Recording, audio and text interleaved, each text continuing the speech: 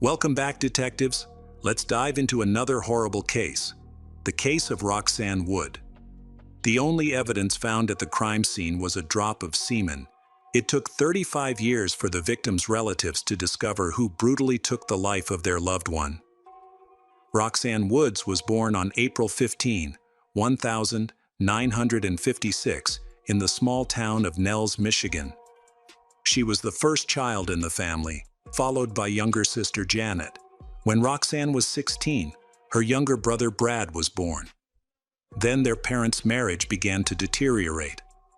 When Brad was 2 years old, her parents separated and filed for divorce. The children had to split their time between their mother's and father's homes. So Roxanne took on the role of caring for and comforting her younger siblings, Janet and Brad. Roxanne had a challenging life, but she was cheerful, friendly, and sociable as she grew up. After completing her studies at the age of 17, she started working as a manager at a small company that manufactured steel tanks, specifically in the customer service department.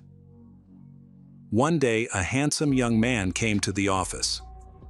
When she first saw him, Roxanne complimented him, then they had a conversation. The young man's name was Terry Wood, and he was the boss's son. When Roxanne got home after work, she excitedly told younger sister that it was the happiest day of her life because she had met a wonderful boy and had fallen in love with him at first sight. Roxanne and Terry began dating, and 8 years later, in 1982, they got married. The couple settled into a home in their hometown of Nels, Michigan. Both worked as managers in the customer service department of Terry's father's company. Their daily routine consisted of waking up, having breakfast, and going to work together in the same office. They would return home for lunch, take a break, go back to work, and then come home together in the evening. Roxanne tells Terry that she feels suffocated by their constant togetherness. She believes that it is damaging their relationship, leading to boring arguments. Roxanne left her father-in-law's company and found a job as a manager at a plastic parts manufacturer in South Bend, Indiana. The brief separation during the day helped her and her husband maintain their relationship, and everything was going well. They began to live a normal life together. In her free time, Roxanne enjoyed cooking and often baked a variety of sweet pastries. She also loved growing roses in their yard, as she appreciated creating beauty around her. 5 years passed, and during this time, the Roxanne family remained childless. The couple continued to live together, work and manage the household, unaware of the tragic fate that awaited them. On Thursday, February 19, 1987, Roxanne and Terry went to work as usual. In the evening, they each drove separately to a restaurant in downtown Niles to meet for dinner. After dinner, they decided to relax at a local bowling club with some friends. When Roxanne entered the club with Terry, she quickly attracted the attention of everyone around her because of her attractiveness and elegance. The couple enjoyed a night of bowling at the club, which was mostly filled with men. After 11 o'clock, Roxanne told her husband that it was time to go home because she had to get up early for work the next day. Terry wanted to stay and play one last round. Roxanne hugged him, kissed him, and said she was going home. Terry said goodbye and reminded her to drive carefully. Roxanne left alone while Terry stayed at the club to play one more round before driving home. He returned home about 45 minutes after Roxanne and assumed she was asleep. Terry parked his car in the garage and went into the kitchen. Terry witnessed a horrifying scene.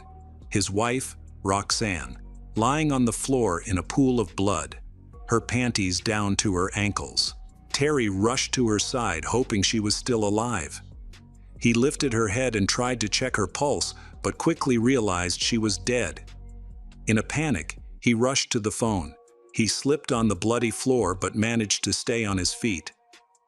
He called the local police station and shouted into the phone, saying that his wife was dead in the house. Terry screamed and asked the police to come quickly, right now. The police asked Terry to calm down because they did not understand what he was saying. Terry's aggressive behavior on the phone was alarming, and when the police arrived at the Terry family home, Roxanne's death caused him to explode in rage, screaming uncontrollably. The police were forced to put him in the back of a patrol car and take him to the station for questioning. When they arrived, Terry immediately requested a lawyer, which raised further suspicions among the police. The autopsy revealed that 30-year-old Roxanne Wood had died from a stab wound to the neck. Forensic experts found only one piece of evidence at the crime scene, a drop of semen. In 1987, DNA testing had not been conducted, so the evidence was stored in the archives. During their search of the house, police found no signs of forced entry. Terry told police that they had a problem with the back door of their home, saying it was not working properly. Roxanne was found on the floor next to the kitchen cabinets, and the cutlery drawer was open. A fillet knife was missing, leading police to believe that it was the weapon used in the crime. Police found it strange that an intruder could enter the home without a weapon. When police looked into Roxanne's case, all information pointed to her husband, Terry, as the suspect. The investigation into the couple revealed that both Terry and Roxanne had been unfaithful to each other. When the police discovered this, they considered jealousy as a possible motive for the crime, especially on Terry's part. However, Roxanne's relatives did not believe Terry was capable of such violence. Although they acknowledged that he could be rude, yell, and insult others, they did not think he would commit such a brutal act. They believed that someone else was responsible for the crime. Despite their suspicions, the prosecutor's office determined that there was insufficient evidence to charge Terry with Roxanne's death.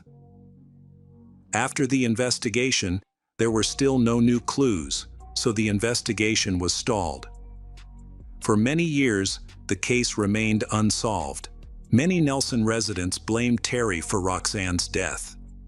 He was often cursed in public, with people calling him a beast and a monster. Despite this, Terry continued to live in Nelson, working for his father's company, keeping his personal life private and avoiding contact with journalists. A year after the tragedy, in 1988, Roxanne's younger sister Janet married Terry's brother, Robert Wood, who also worked at their father's steel tank manufacturing company. Janet and Robert were the only ones still actively searching for the criminal, even though the police had given up and believed the case would never be solved. In 1999, there was a significant development in DNA research related to the Roxanne Wood case, which had stagnated for 12 years. A DNA sample from the crime scene was added to the National DNA Database, but no matches were found. Terry, Roxanne's husband, agreed to provide his DNA for comparison, but it also did not match the sample from the crime scene. 20 years went by, during which a significant amount of information was gathered regarding the case. In 2020, police brought in a professor and a group of students from Western Michigan University to digitize the case materials and enter them into an electronic database. The students worked on roughly 3,500 pages of handwritten reports, notes, and other relevant information. The professor noted that after 30 years of collecting data, police may have overlooked important details during the investigation. Around the same time the students started digitizing the data, the police investigating Roxanne's case reached out to a company that specializes in genetic genealogy. However, a new issue arose. The semen samples from the crime scene were poorly preserved. The usable portion was only about 3% of the amount normally needed for research. They had never worked with such a small amount before. However, the researchers still tried to identify the criminal's DNA. The experts spent about 10 months on the project, but were ultimately unable to produce any results. Their efforts were in vain. The president of the genealogy company was very upset about the failure of the project, One day, the president of the genealogy company discussed this issue with his employee, Gabriela Vargas, and asked her to take over the project, promising to support its progress. In April 2021, Gabriela began her work. Colleagues considered Gabriela to be one of the most talented researchers in genetics. A few months later, Gabriela created a genetic profile using DNA analysis. She quickly discovered that the man was of Balkan Caucasian origin. Using the online service GetMac, Gabriela was able to build the criminal's family tree. Police identified the killer's parents, a couple born around 1920 who had 3 sons. This meant their sons were likely born in the 1940s and 1950s. With information from Gabriela, police quickly identified 3 brothers, eliminating 2 as suspects. That left only 1 brother, who had a significant criminal record.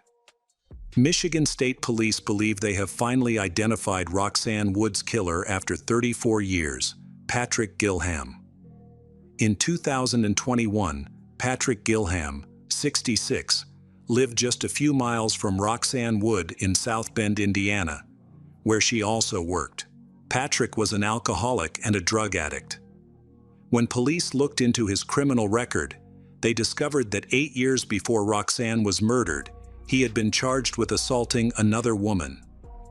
Back in 1979, a young mother named Maureen Farrick lived in Gary, Indiana, with her husband Robert and their 2 daughters, ages 3 and 2. Maureen was an art teacher at a local high school. Robert described his wife as beautiful, kind, and social, always ready to help others. In September 1979, as Robert's business trip was coming to an end, he planned to return home late that evening. He called his wife, informing her that he didn't have the house keys, and asked her to leave the side door unlocked for him. After 11 p.m., as Robert was walking home, he noticed several police cars parked near his house. Maureen ran out and told him that a stranger had attacked her that night. She was sleeping on the 2nd floor with her daughters when she heard noises coming from downstairs. Concerned, she decided to investigate and went downstairs to see what was going on. She noticed a man going through her purse. When he saw her, he pushed her to the ground near the stairs and tried to attack her, but he was unsuccessful. He eventually stole her purse and escaped. Maureen remained silent throughout the incident, fearing that her daughters, who were sleeping on the 2nd floor, would wake up. After the attacker left, she called the police and provided a description of him. About a week later, Patrick, 24, was stopped by police for a traffic violation. An officer noticed credit cards next to him that belonged to Maureen Farrick. Patrick was arrested and taken to the police station. During questioning, he explained that he had entered Maureen's house through an open side door and that he had stolen her purse. In 1979, Patrick Gilham was charged with burglary and unlawful deviant behavior. He pleaded guilty at his trial and was sentenced to 14 years in prison. However, he served only 7 years in an Indiana prison before being released on parole for good behavior. In 2021, police began searching for Patrick Gilham to collect a DNA sample to compare with the profile of the criminal in Roxanne's case. In May 2021, they found Patrick Gilham, 66, in South Bend, Indiana. While driving his pickup truck, he threw a cigarette butt out the window. Police took the cigarette butt, which contained his saliva, and sent it for analysis. A few days later, the test results did not match, surprising the police. They were certain that Patrick was involved in Roxanne Wood's case. They then decided to take another DNA sample from Patrick, suspecting that they might have accidentally taken the wrong cigarette butt. In July 2021, Patrick was under continuous observation. One day, he visited a laundromat, and a police watching him decided to wait nearby, believing Patrick would eventually come out. The police positioned himself on the sidewalk next to the laundromat. His prediction came true when Patrick stepped outside, lit a cigarette, and sat just a meter away from police, unaware that he was being watched. The police greeted Patrick and they exchanged a few words. After about 2 minutes, Patrick returned to the laundromat, leaving behind a cigarette butt. The police collected the cigarette butt with gloves, bagged it, and sent it for forensic analysis. The analysis showed a near 100% match, but the police decided not to immediately arrest Patrick. Instead, they planned to bring him in for questioning. Patrick was told that the police needed to discuss an old case with him. During Patrick's questioning, the police asked him if he knew anyone named Roxanne. He replied that he knew 2 people by that name. One was a stripper, and the other was an alcoholic. They then showed him a picture of Roxanne and asked if he recognized her. He said he had never met her. They showed him both old and new pictures, but he continued to deny ever seeing her. When the police informed Patrick of what had happened to Roxanne, he became anxious. His body tensed, his hands shook, and he slammed his hands on the table, seemingly hoping that the interrogation would end. Throughout the interrogation, Patrick maintained his innocence, often answering questions with phrases like, "He don't remember" or "He don't know." The interrogation lasted for 5.5 hours. Eventually, Patrick stated that he needed a lawyer and he was allowed to go home. 7 months later, in February 2022, Patrick was arrested at his home in South Bend, Indiana. Around the same time, nearly all local media reported on the reopening of this high-profile case. Following this, a woman contacted the police to share a story she had kept to herself for nearly 35 years. In the summer of 1987, just a few months after Roxanne Wood's death, Patrick attempted to attack another victim in South Bend. It was an evening when Rose Perel decided to water her garden. While she was outside with a hose, she heard a car drive by. A Chevrolet El Camino stopped near her house. Rose initially ignored it, but when she finished watering and turned to go inside, she noticed a man wearing a black baseball cap and a black beard getting out of the car and walking toward her. Rose sensed that the stranger intended to harm her, so instead of returning to her house, she ran to her neighbors for safety. Thankfully, they quickly opened the door and allowed her in. Trembling with fear, Rose called the police, but by that time, the unknown man had already disappeared. A few days later, while driving around town with her husband, Rose spotted the same Chevrolet El Camino parked at a gas station. There was nobody inside the vehicle. Rose's husband decided to keep watch over the empty car while she went to find a phone to call the police. When Rose returned, she found her husband confronting the stranger. Her husband held a gun and told him to stay put. The man was 32 years old, with dark hair and a thick beard. Rose asked him to show her his driver's license. She read out his name, Patrick Gilham. Rose and her husband then allowed Patrick to leave, but warned him that they would use force if he came near their home again. Rose then went to the local police station and reported her situation, also naming Patrick Gilham. She never saw him again and believes the police took no action. It wasn't until 35 years later that Rose recognized Patrick on the news and decided to share her story.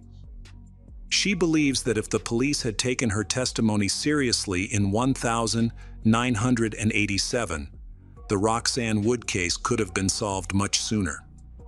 In April 2022, Patrick's trial finally occurred. He did not confess to the crime and claimed he had no memory of the events. When Janet Wood spoke during the trial, Patrick appeared horrified as he looked at her. Janet and Roxanne resembled each other closely, leading some to believe that Patrick thought he was face-to-face with Roxanne, which frightened him. Ultimately, Patrick Gilham was found guilty of second-degree murder and sentenced to life in prison with the possibility of parole after 19 years. All suspicion was cleared against Roxanne's husband, Terry Wood. Terry was emotional and confused, crying in the courtroom. For 35 years, He had been the prime suspect in his wife's murder, and now justice had been served.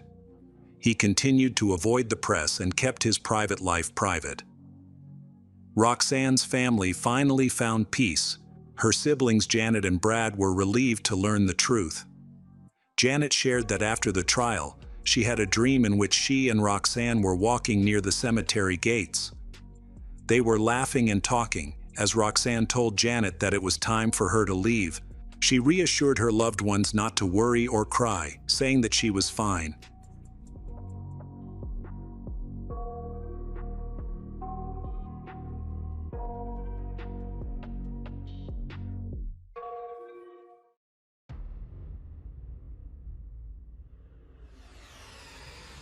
Hi everyone, thanks for returning. Let's unravel another perplexing mystery. The case of Tracy Hallett and J.B. Beasley. J.B. Beasley was born on July 31, 1981, in Troy, Alabama, to Cheryl and Hilton Lanier J.B. After her parents divorced in 1984, J.B. moved to Dothan with her mother. Her mother later married Joey Begun, who became J.B.'s loving stepfather, and she and her 4 sisters grew up in a house in Dothan. She was an outgoing girl who enjoyed a variety of activities, including cheerleading, dance lessons, playing the piano, and swimming. J.B. and her sisters also modeled for several companies. During high school, she met Tracy Hallett, with whom she quickly formed a close friendship. Tracy was born on March 3, 1982, to Carolyn and Robert Hallett, a police officer with the Dothan Police Department. Her life took a dramatic turn when her father died when Tracy was 5 years old. Her mother then married Mike Roberts, who raised Tracy with her mother. Unlike her friend J.B., Tracy was shy but always put others before herself. As the eldest in the family, she took her responsibilities very seriously, especially when it came to her 2 younger brothers. Tracy attended Northview High School, excelling in her studies and participating in extracurricular activities as a cheerleader, often with J.B. As the 2 girls began to enter adulthood, they had no idea of the tragic fate that awaited them. On July 31, 1999, J.B. and Tracy set off from Dothan in J.B.'s 1993 Mazda 929 to attend a birthday party in Headland, a town just a few miles north. However, unfamiliar with the roads, the 2 young women soon found themselves in trouble. Just minutes after starting their journey from home, they became lost. At approximately 10:30 p.m., J.B. and Tracy stopped at a BP gas station in Headland to ask for directions. The gas station was located near the intersection of routes 173 and 431. Using the pay phone at the gas station, they called their friends to get a better idea of how to get to the party.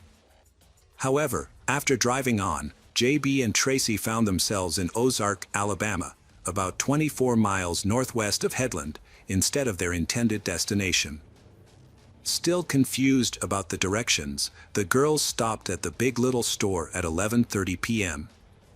Although the store was closed, they used the pay phone to make another call.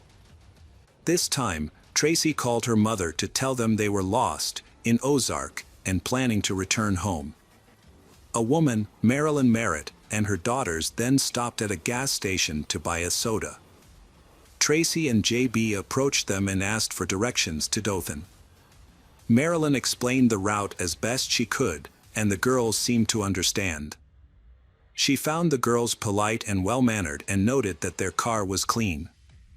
Marilyn recalled that the girls left the parking lot and turned right, as she had instructed.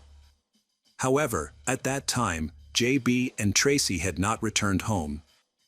The next morning, August 1, 1999, around 8 a.m., Tracy's mother contacted the police to report her daughter missing.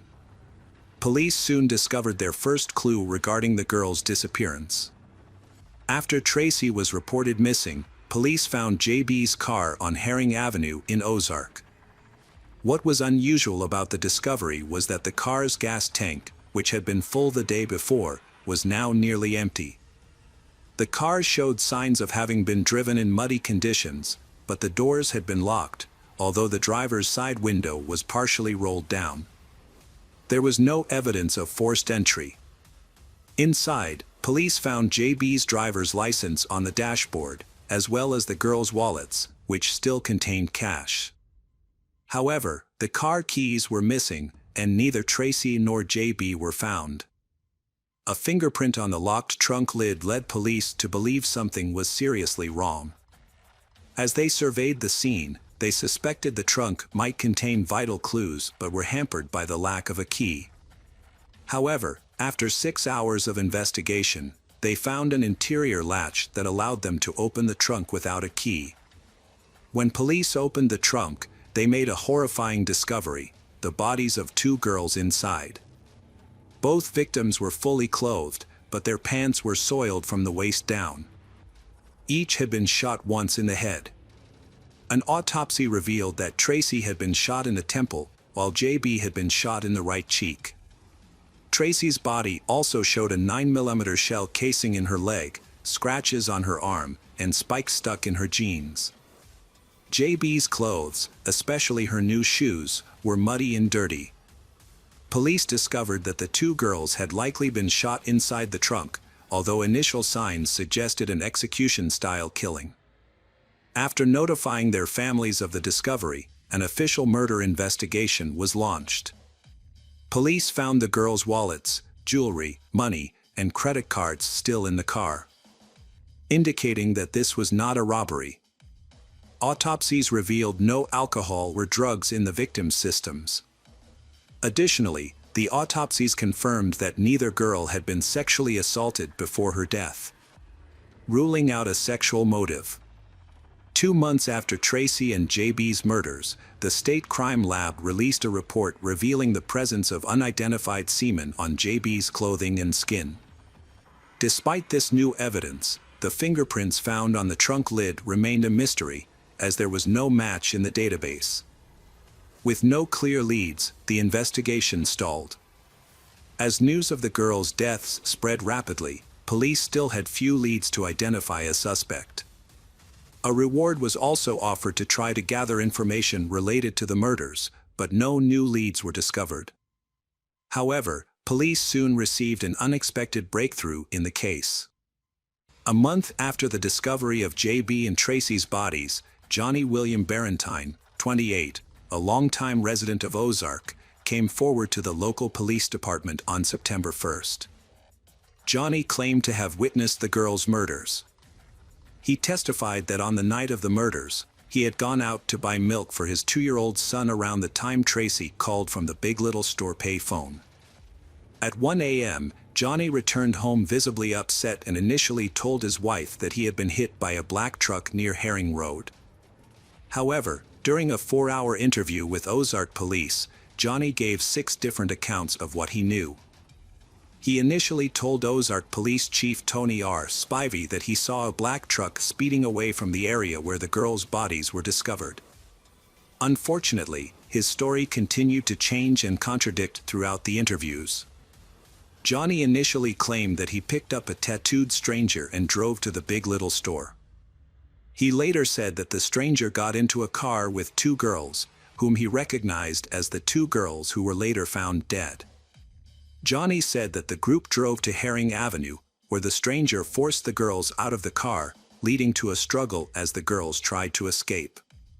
According to Johnny's statement, after witnessing a confrontation, he saw something in the stranger's hand just before hearing 2 gunshots. Johnny then drove the stranger away from the scene before returning home. However, in a conflicting version of events, Johnny admitted to police that he actually knew the stranger he picked up, identifying him as a neighbor who lived nearby. Notably, Johnny's home was less than a mile from where police discovered the victims' bodies. Johnny's story was not convincing to police, and he became the prime suspect in the murders of JB and Tracy. As a result, Ozark police quickly arrested him and charged him with 2 counts of attempted murder. However, several issues with his testimony raised suspicions. Notably, Johnny did not mention any sexual activity that would explain the presence of semen on JB's clothes and body. Additionally, the neighbor he accused had a solid alibi for the time. Johnny initially confessed to making up the entire story to collect the reward money. Despite his admission, the police believed they had the right suspect. At a preliminary hearing on September 21, Alabama Bureau of Investigation Special Agent Charles Huggins testified that Johnny accurately described the victim's clothing and other relevant details, indicating that he was indeed present at the crime scene. Then, at a bail hearing on October 18, Johnny gave another testimony.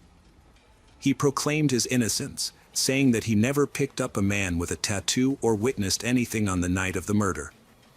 According to Johnny, he went to the store around 11 p.m. to buy milk for his son and then made up the story to get a reward.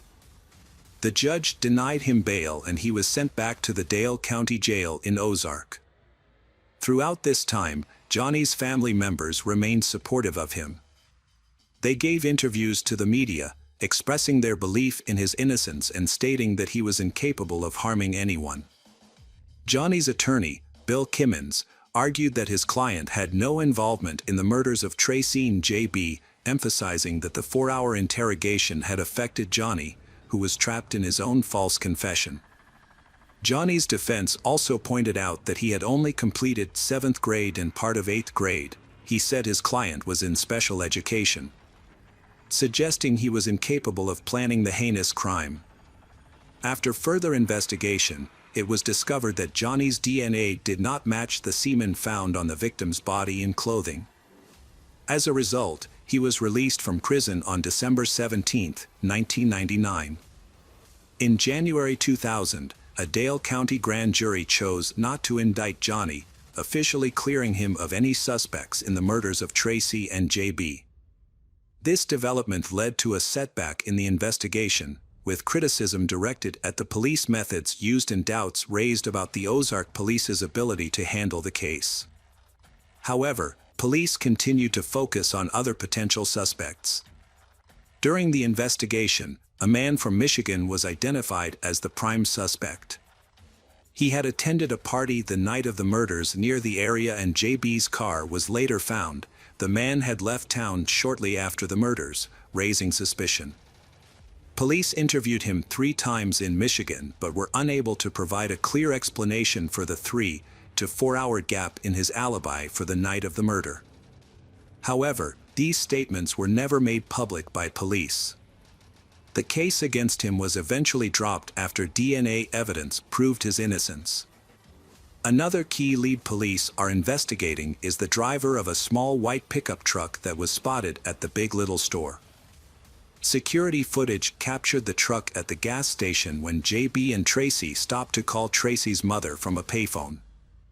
The video quality was poor and did not show the driver or anyone getting in or out of the truck. It was impossible to follow a digital trail, as there was no record of gas being purchased at the gas station at the time. After releasing photos of the truck to the media, police asked the public for information, but as leads went cold, the driver and truck were never found. The last potential lead was a Mississippi man who had been extradited to Ozark from Jones County on an unrelated charge of possession of drug paraphernalia. The man had stayed with relatives in Ozark for a short time before leaving town 2 days after the murder, prompting police to question him. However, the questioning yielded no significant information and, without evidence, they were forced to release him. A woman contacted police in March 2000, reporting that she had heard screaming and 2 gunshots on the night of July 31, 1999, near Highway 123 South, just inside the city limits. When asked about her delayed report, she explained that she feared being implicated. Police searched the area thoroughly based on her description and found a 9mm bullet, the same caliber used in the murders of Tracy and J.B. However, the make of the bullet did not match the brand of the shell casing found on Tracy's body. Furthermore, the bullet had no markings that could be used to forensically compare it to other evidence in the case. Unfortunately, this lead ended up being another dead end for the police. Several leads in the J.B. and Tracy case eventually ran into dead ends, but police were determined to find a DNA match. As JB and Tracy's grieving families tried to move on with their lives, the case went cold. Years later, however, a dramatic development reignited the investigation. A major breakthrough came in 2015 when Rena, an auxiliary Ozark police officer, came forward and publicly accused an Ozark police officer of killing JB and Tracy and others of covering up the incident. Rena made several serious allegations related to a 1999 incident in Ozark. According to her, a police officer stopped a man named JB on the night of July 31, 1999, looking for cassette tapes containing recordings of conversations. These tapes allegedly implicated Ozark police officers in a cocaine distribution and profiteering scheme. Rena asserted that the search for the tapes ultimately led to the murders of the two innocent girls. Rena further alleged that several law enforcement officers knew the identity of the killer but chose to cover it up by destroying evidence. They also allegedly threatened her to keep her from speaking out. She specifically named 3 police officers, Gary Butch Whittington, Rex Tipton, and Eddie Henderson, as harassing and threatening her. Rena further accused then-police Chief Tony Spivey, who led the initial investigation, of being involved in the cover-up. However, she did not reveal the identity of the specific police officer she believed was responsible for the murders. Noted American journalist and newspaper editor John B. Carroll wrote an article discussing the case. John B. believes that the officer involved thought that Tracy and JB would use the tapes as evidence in a trial scheduled for August 2, 1999, just 48 hours after they were killed. However, John B. also claims that Rena was severely beaten with a baseball bat after speaking out, which prevented her from naming the real killer. The officers Rena accused all denied any involvement in the murders of JB and Tracy. Without any physical evidence, none of them were ever officially named as suspects in the case. Regardless, the allegations exploded on numerous true crime websites and social media, leading to a defamation lawsuit. On January 29, 2016, Keith Coffin, Rex Tipton, Tony Spivey, Eddie Henderson, and Gary Butch Whittington, all Ozark, Alabama police officers, filed a defamation of character lawsuit against Rena Crum, John B. Carroll, and Dean Matthews. That case was dismissed in 2018. In May 2016, Rena Crum was convicted of molesting JB's sister and was given a suspended sentence and a $250 fine. Over the years, police investigated multiple theories, interviewed hundreds of people, and took DNA samples from several suspects, but to no avail. It took 20 years and the advancement of new DNA technology before police were able to make an arrest. In March 2019, police sent DNA found on JB's body and clothing to Virginia-based Parabon Nano Laboratories, which specializes in DNA. Using a public genealogical database to analyze the suspect's DNA and match it to genetic information led police to a breakthrough in the case. The new evidence linked DNA found at the crime scene to a suspect named Coley McCraney, a man in his 40s. At the time, Coley was not a suspect in the 1999 murders of J.B. Beasley and Tracy Hollett, but the discovery changed everything. Coley, an Alabama native, had led a relatively normal life before his DNA linked him to the crimes. Born in Alabama, Coley attended and graduated from Carroll High School in Ozark in 1992, where he was an accomplished athlete and served as president of the school's library club. After completing high school, he enlisted in the United States Air Force and served from 1993 to 1997. Coley's personal life involved several marriages. He married his first wife in 1992 but separated 2 years later and eventually divorced. During this time, his ex-wife accused him of assault and filed a complaint with the Air Force. After the divorce, Coley remarried in 2001 and started a family with his second wife. With the exception of a child support issue in 1998, Coley has no prior criminal record or criminal history. Coley spent 20 years as a truck driver for various companies in Alabama. In addition to his trucking career, he recently co-founded a church and served as a bishop. At the time of the murders, Coley was 26 years old and lived on Lisenby Drive in Ozark, about a mile from where J.B. and Tracy's bodies were discovered in 1999. 20 years after the murders, Coley was arrested on March 19, 2019, following a traffic stop in Daleville, Alabama. During an interview with police, Coley claimed that he did not know J.B. and Tracy. Police did not provide any information about his possible motive. Coley's arrest took the Ozark community by surprise, especially Police Chief Marlon Walker, who attended school with him. Rena Crum, 53, who previously accused the Ozark Police Department of covering up the killings, withdrew her charges at a hearing in August 2022.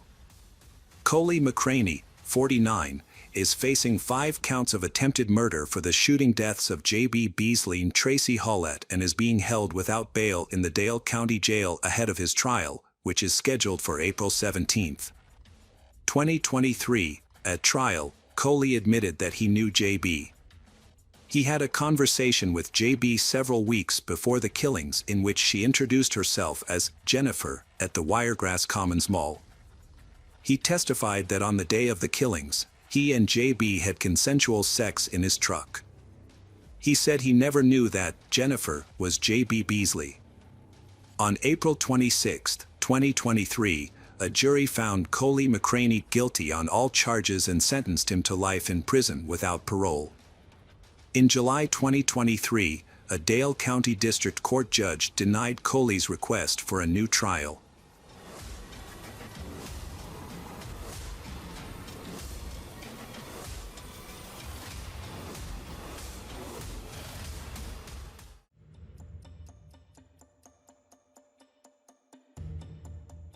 Hi everyone, thanks for returning. Let's unravel another perplexing mystery.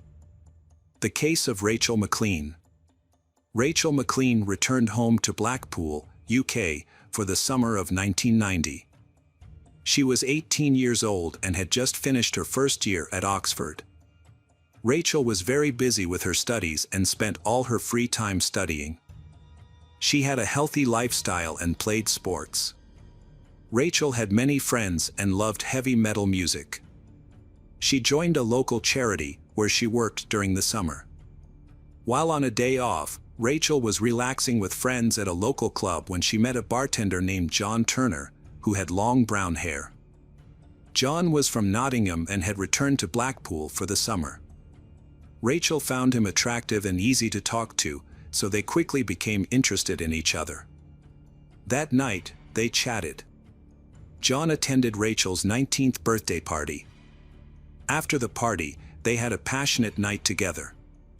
According to John, their relationship continued to develop. However, at the end of the summer, Rachel had to return to Oxford, and John returned to Nottingham. The two cities were just over 2 hours' drive apart, so they could easily visit each other. They spent weekends together and kept in touch by letter and phone during the week. John wrote Rachel long love letters, which she enjoyed. John Turner was born in HMP, but as a child he moved to New Zealand with his parents and settled in a city called Bath. The family lived in 2 countries before John returned to the UK to study at King's College. During his time there, he won the hearts of both students and teachers. He hosted a show on the local college radio station twice a week and was a talented athlete on the soccer team.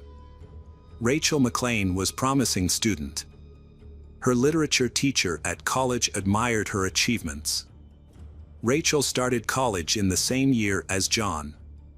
On Christmas, Rachel invited John to meet her parents and they had a nice evening together. Rachel's parents were very happy with her choice, finding John intelligent, good-looking and confident. John became increasingly infatuated with Rachel but was saddened by the distance between them. During this time, she moved into a student apartment on the first floor of the school with 4 other students. John felt anxious and jealous because one of her neighbors was a man and the boys often visited her house. To cope, he wrote and called her constantly. However, Rachel was very busy with work and study. Since there were no mobile phones in those days, they could only communicate by landline. She would often come home at the end of the evening, exhausted, and go straight to bed.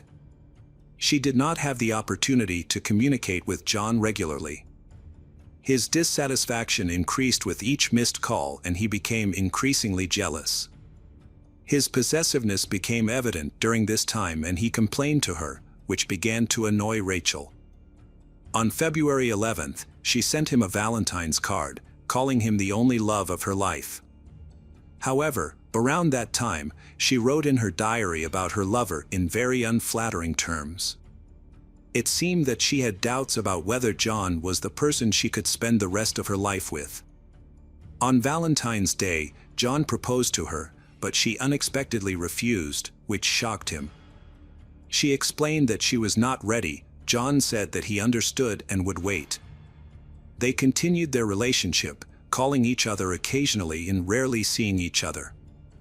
2 months later, in April, they planned to spend the Easter holidays together. John went to Blackpool again on Saturday, and Rachel's mother took her back to Oxford because she had important school matters to attend to on Sunday. They planned to have a quiet day together at her student flat, as it was their last weekend before Rachel's exams. Rachel spent a lot of time preparing for her exams. While she was studying, her boyfriend was watching football in the living room because he was a Nottingham fan. That weekend, the team played in the FA Cup semi-finals, so the next day John got on the train and returned to Nottingham. There was no one in the student flat all week because the young people had gone home for the holidays. Everyone wanted to spend time with their loved ones because they wouldn't have the chance until the end of the year. By Monday, her roommates began to return, eager to see Rachel and hear about her weekend. However, Rachel was missing. Her room was empty, the windows were open, but nothing else seemed out of the ordinary. The students assumed she was busy with other activities. On Wednesday, her boyfriend, John, tried to call her, but she did not answer. They had planned to stay in touch, but Rachel did not return his calls. John assumed that she was busy and did not want to bother her. However, after 2 days of silence, which was unusual since their relationship had only recently improved, John began to worry. He called again, but still received no response. The next day, he tried again, but was unsuccessful. There was no social media at the time, so John left a message on her answering machine. But she remained silent. He also sent her a letter by regular mail, which he sent as soon as he got home. The letter arrived in New Mexico on Thursday, and John thanked Rachel for a wonderful weekend and wished her luck with her exams. On April 19, 1991, 19-year-old Rachel failed to show up for her exam, which was especially worrying because she had been studying hard and the exam was extremely important to her. When the exam proctors tried to contact her, they were unsuccessful. Her parents also had no idea where she was, prompting them to report her missing to the police. The Oxford police were initially skeptical. They received dozens of missing student reports each month because parents went to the police station after parties. In 99% of cases, teens sobered up from drinking and returned to school within 24 hours. But that was not the case. This diligent student had been missing for days and had not been heard from at all. None of her friends knew where she was, so the police became interested in what had happened. They immediately went to the apartment where Rachel had gone missing. Detective Susie Krug was looking for information about the students who had been in the same room as Rachel. Victoria Clare, Margaret Smith, Sarah Hume, and John Forby. The friends immediately pointed to Rachel's boyfriend, who was annoying everyone with his jealousy. They showed a letter he had sent from Nottingham around the time Rachel went missing. The neighbors also confirmed that John Turner was the last person Rachel had been in contact with. The room they checked showed no signs of forced entry, robbery, struggle, or blood. Everything was in its place. The police found Rachel's diary, which might contain important clues. The police began to study the contents of the diary. They knew that John was possessive and jealous of his girlfriend, wanting to know her whereabouts and presence at all times. This behavior gradually began to annoy Rachel. Their conflicts often arose over this issue. On April 22, police met with John Turner, 22. During the conversation, John expressed concern about his missing girlfriend. He was asked to describe his activities during the time Rachel went missing. John mentioned that they had a great weekend together and that everything was fine before they broke up. He said that he woke up early, showered, and that they had sex in the afternoon. After lunch, they went to Oxford Station together at around 4:15 p.m., taking a bus. They had a few hours before their train arrived, and while waiting, they bumped into a friend of Rachel's at around 5 p.m. The three of them went to a local coffee shop and had coffee. Rachel's friend was described as a dark-skinned man with long hair, wearing ripped jeans and a black jacket. He was similar in appearance to John, except for his dark skin. John admitted that he could not remember the man's name because they had just met and he did not expect to become friends with him.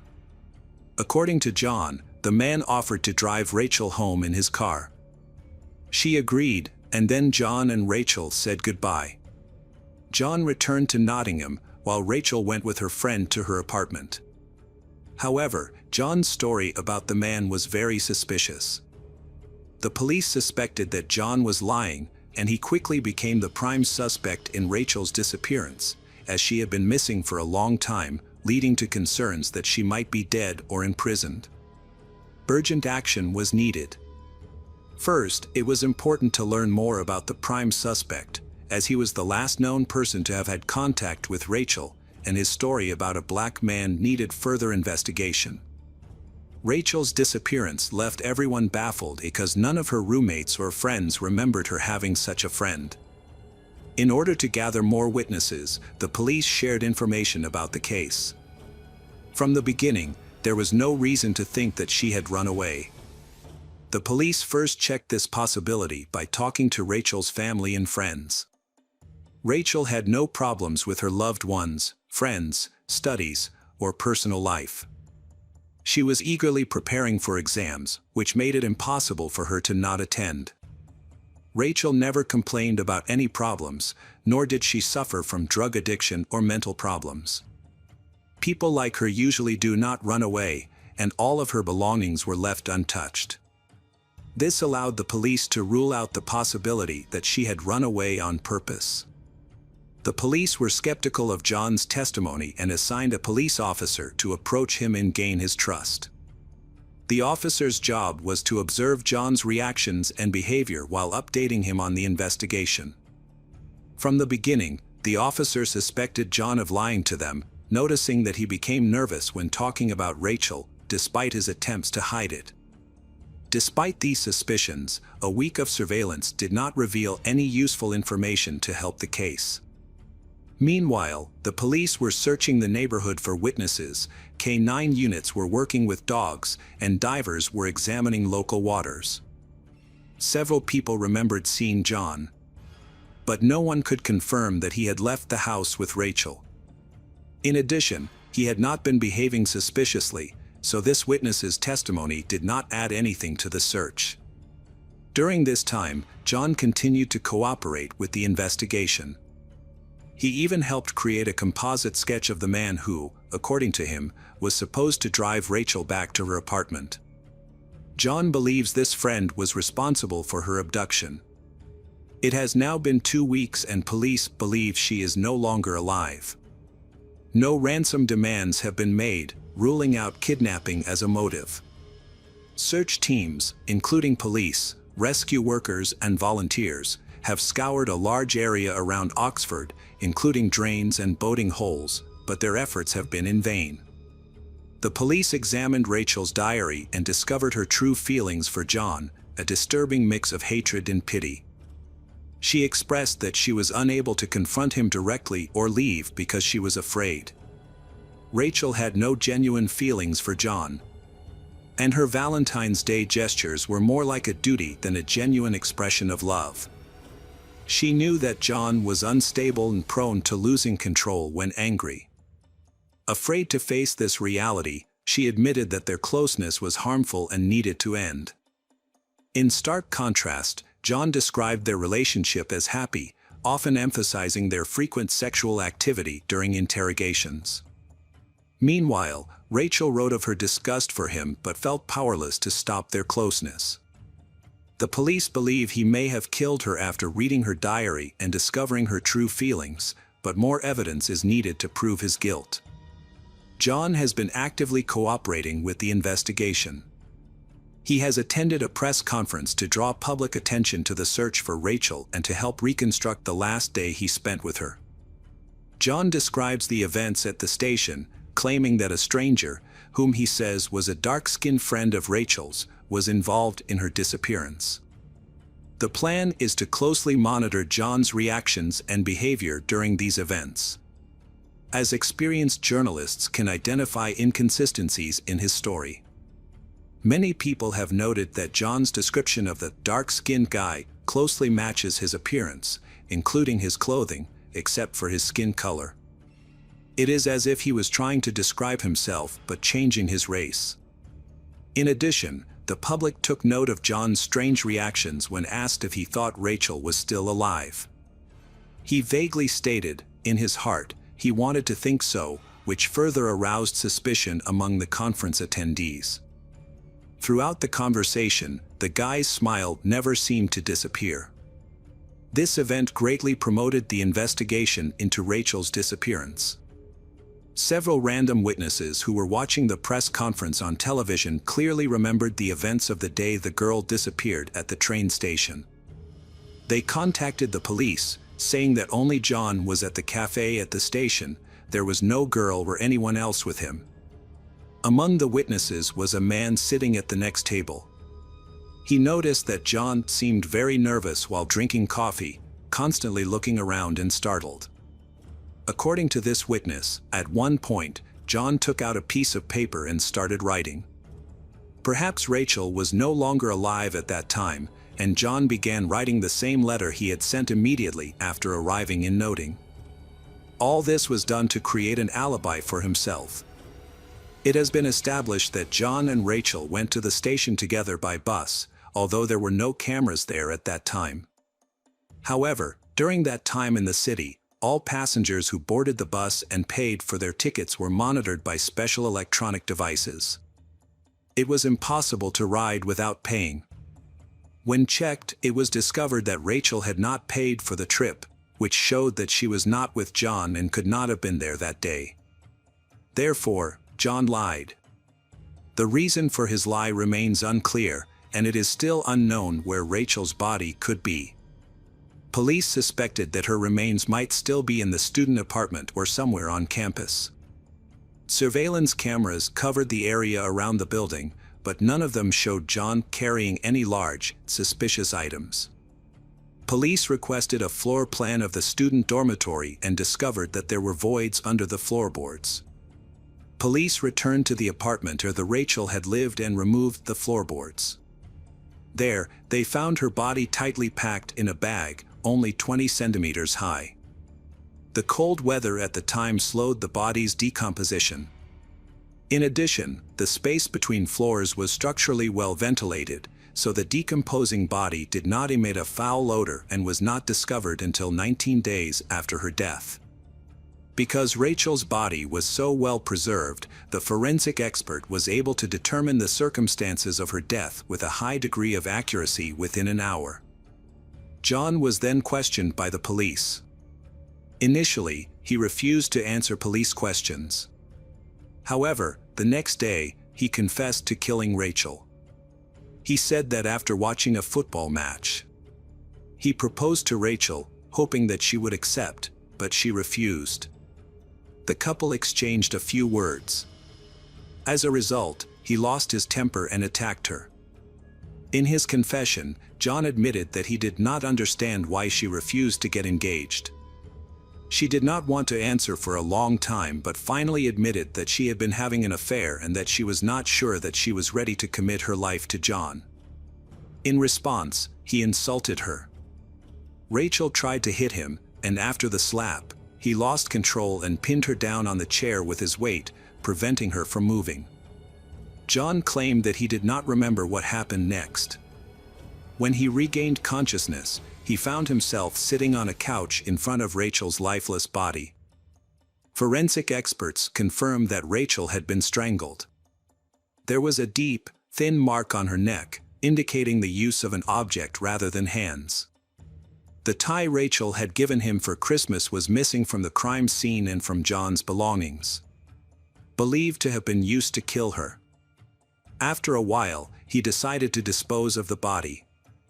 Unable to get the body out of the building, he put it in a bag, removed the floorboards from Rachel's room, and stuffed the body into a small space.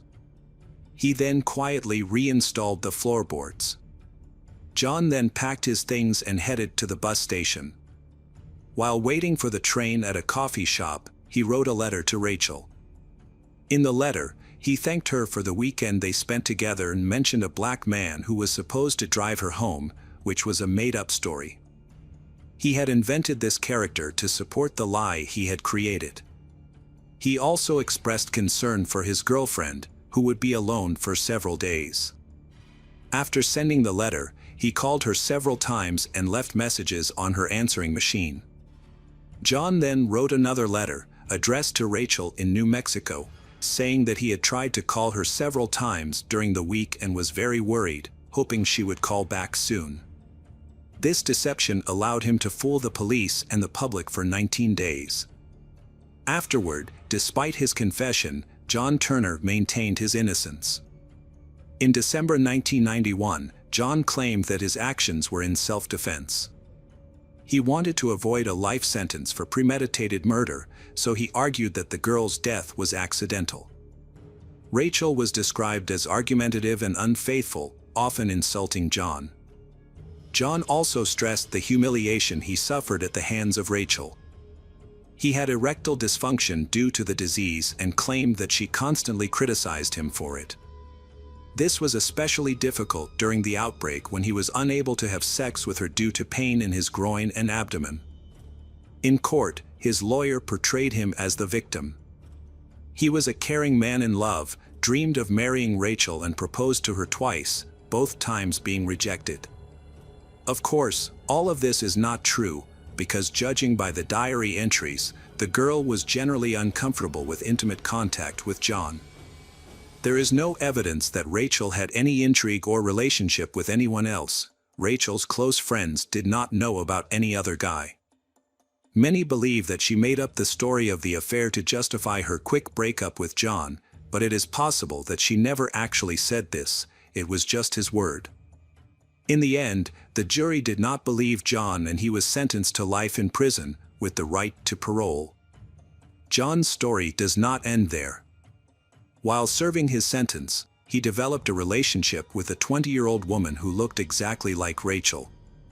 She learned about him through a newspaper article and became interested, believing that he had been wrongly convicted.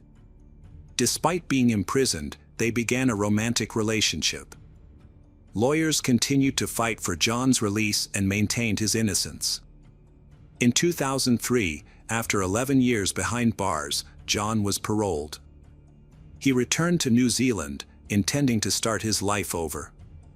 His girlfriend, whom he met while in prison, followed him to New Zealand to attend university in Whanganui, the city where John lived. Apparently, 11 years in prison did not benefit John because he then attacked and began strangling the new girl, who believed he was innocent. John was 49 at the time. Fortunately, the attack was not serious and the girl was able to escape without serious injury.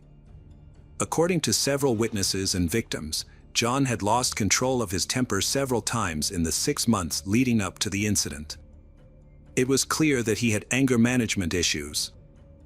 John often became jealous and turned small problems into big arguments, often insulting his partner in front of others. Some time after the initial incident, the situation recurred and he attacked her again.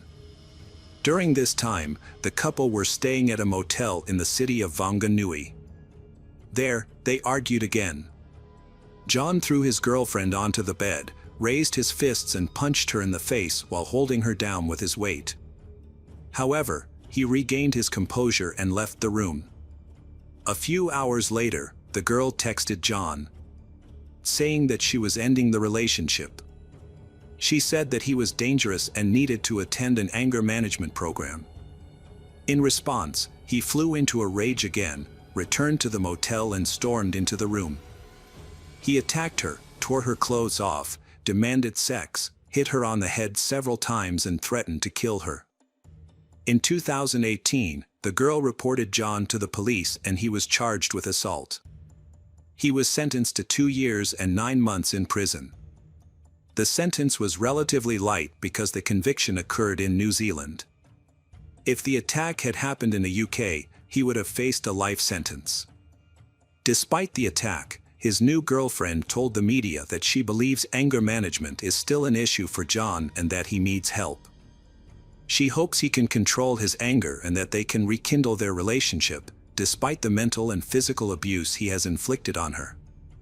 In court, she admitted that he had threatened to kill her if she tried to leave him, although she did not take the threat seriously. John has recently been released from prison, but his current situation is unknown.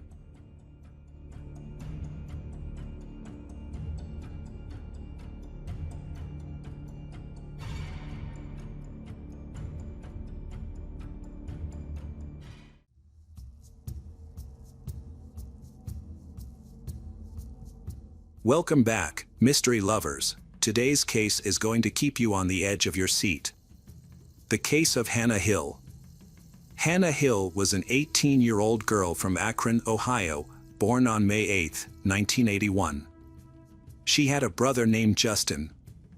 By the time she turned 18, she had graduated high school and was ready to begin her adult life.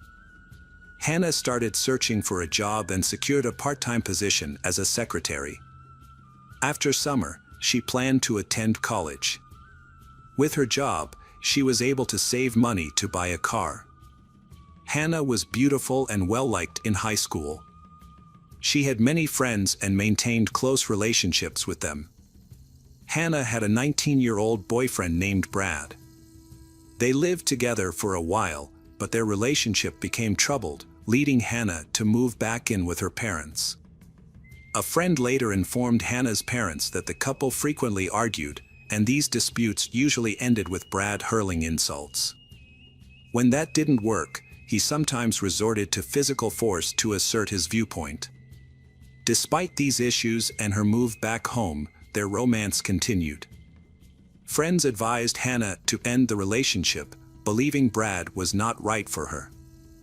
However, Hannah finds herself attracted to him, as he is her type. On May 19, 1999, Hannah came home from work in the afternoon, as she usually did.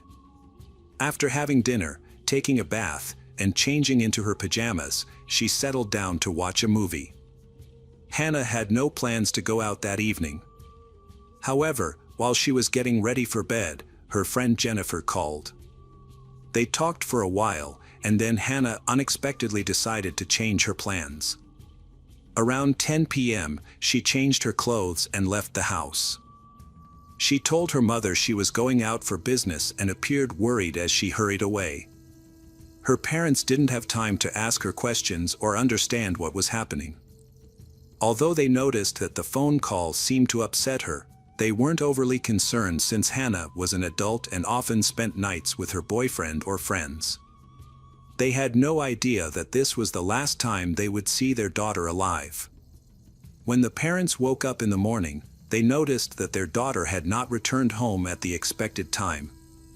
This was not unusual, as Hannah sometimes slept over at her boyfriend's house or stayed out late with friends. At first, they were not worried. However, they then received a call from her company, informing them that Hannah had not come to work. This worried them, as it was unusual for her to be absent from work, considering how seriously she took her job. The parents began texting Hannah, but she did not respond. They continued to wait throughout the evening, still unable to find out where she was. They began to worry about her safety. After calling Hannah's friends and boyfriend, but no one had seen her, her parents contacted the police to report her missing. They gave a description of Hannah and mentioned that her car was also missing, suggesting that she had driven away. Despite this, the police did not launch an investigation. They believed that Hannah was just having fun and would come back on her own, so they postponed the case. This time, Hannah's parents sensed something was really wrong. Hannah seemed to have disappeared without a trace and had not contacted anyone. Realizing that the police were not prioritizing the investigation, they decided to take matters into their own hands. First, they contacted Hannah's boyfriend, but he, like everyone else, had no idea where she was. He said he had tried to contact her, but she had not responded to his messages. Next, the parents started asking Hannah's friends for information. They spoke to Denny, but he also said he had been unable to contact Hannah despite repeated attempts. 2 days later, passers-by reported the abandoned car they had found on the side of the road to the police. The car was found just a few miles from Hannah's home. Witnesses noted that the car looked suspicious because it appeared to have been unused for more than 2 days. Unfortunately, the police did not take Hannah's parents' report seriously. As a result, other police were unaware that the car's owner was missing and were unable to connect the 1996 Geoprism Hannah was driving to the witness reports. As a result, one of the patrol officers was dispatched to the location to simply write a parking ticket, and he took no further action. The next day, Brad contacted the police station where the report was filed. He was angry that the police had not begun an investigation or search for Hannah. He insisted that they take immediate action. After speaking with him, the police reviewed Hannah's parents' missing person report and decided it was time to start looking for her. They also noticed scratches on her boyfriend's body and asked about them. He explained that they had argued shortly before her disappearance due to his infidelity, and during the fight Hannah had attacked him. Although the injuries did not appear to be serious, they raised some suspicions among the police. However, no evidence linking him to Hannah's disappearance was found and he left the police station without incident. His visit helped to advance the investigation and details of Hannah's disappearance were shared with the media. Police hope to find witnesses who can provide further information. Some information about Hannah has emerged. Someone contacted the police after seeing Hannah's car, which was the same car that a patrol officer had been sent to ticket a short time earlier. By May 26, the car had been parked on the side of the road for a week without anyone coming to pick it up or reporting it. That day, several officers were sent to check on the car. They arrived at the location at 7:30 a.m. The car showed no signs of forced entry or theft. When the officers opened the trunk, they made a horrifying discovery. Hannah's body was inside. This was reported on the news the same day. The body was in a state of decomposition after being in the trunk of a car for a week in hot weather. Hannah was found with her bra pulled around her neck. Her knees were bent and spread, leading police to suspect a sexual motive behind the crime. Hannah had bruises, scratches, and cuts, indicating that she had fought back. Her pager and car keys were found next to her body. Many local residents were outraged that the police did not take her parents' missing person report seriously and did not list her and her car as missing. Hannah remained in the trunk of her car for a week. When a patrol officer arrived to issue a ticket, he did not inspect the car or contact the owner. Many speculate that Hannah may have been alive and the first police arrived and may have been rescued. Even if she had not, the investigation would have begun much sooner, and the passing of a week would have risked losing crucial evidence. Forensic experts conducted an autopsy and determined that the Hannah's cause of death was strangulation. They discovered that she had been gagged, found a white substance on her lips, and noted a bite mark on one of her hands. Her body was covered in bruises and abrasions. Additionally, it was established that she had had an intimate encounter with a man shortly before her death. Forensic experts suspected that she may have been raped based on the positioning of her body, her torn clothes, and the nature of her injuries. It appeared that she had resisted and was strangled before being placed in the trunk. A toxicology report revealed a small amount of alcohol in her system, despite her leaving home completely sober, suggesting she had consumed alcohol elsewhere. Police initially considered Brad the prime suspect because intimate partners were often involved in such cases. When he arrived at the station, they noticed suspicious scratches on his body. Hannah's parents also suspect him of being involved in her disappearance, as they never liked him. During a search of Hannah's home, police found her diary, which detailed her relationship with her boyfriend. They learned that he had been both emotionally and physically abusive towards her, which was confirmed by her diary entries and several witness accounts. The police brought Brad in for questioning.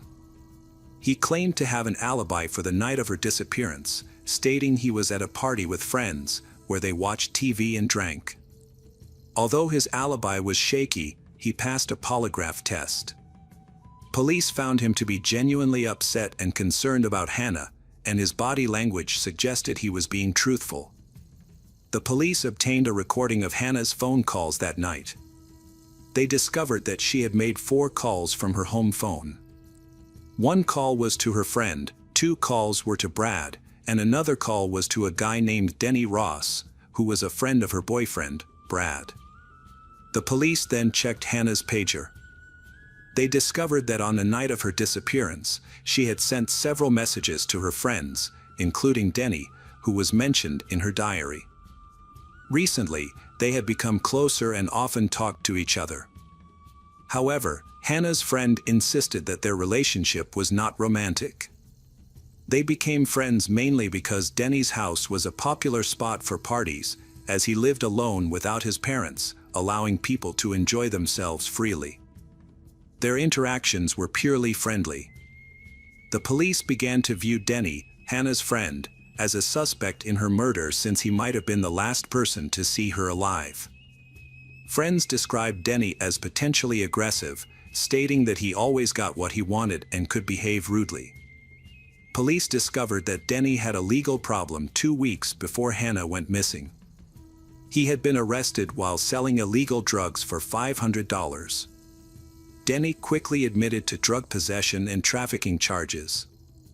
On May 26, he received a suspended sentence for his drug trafficking charges.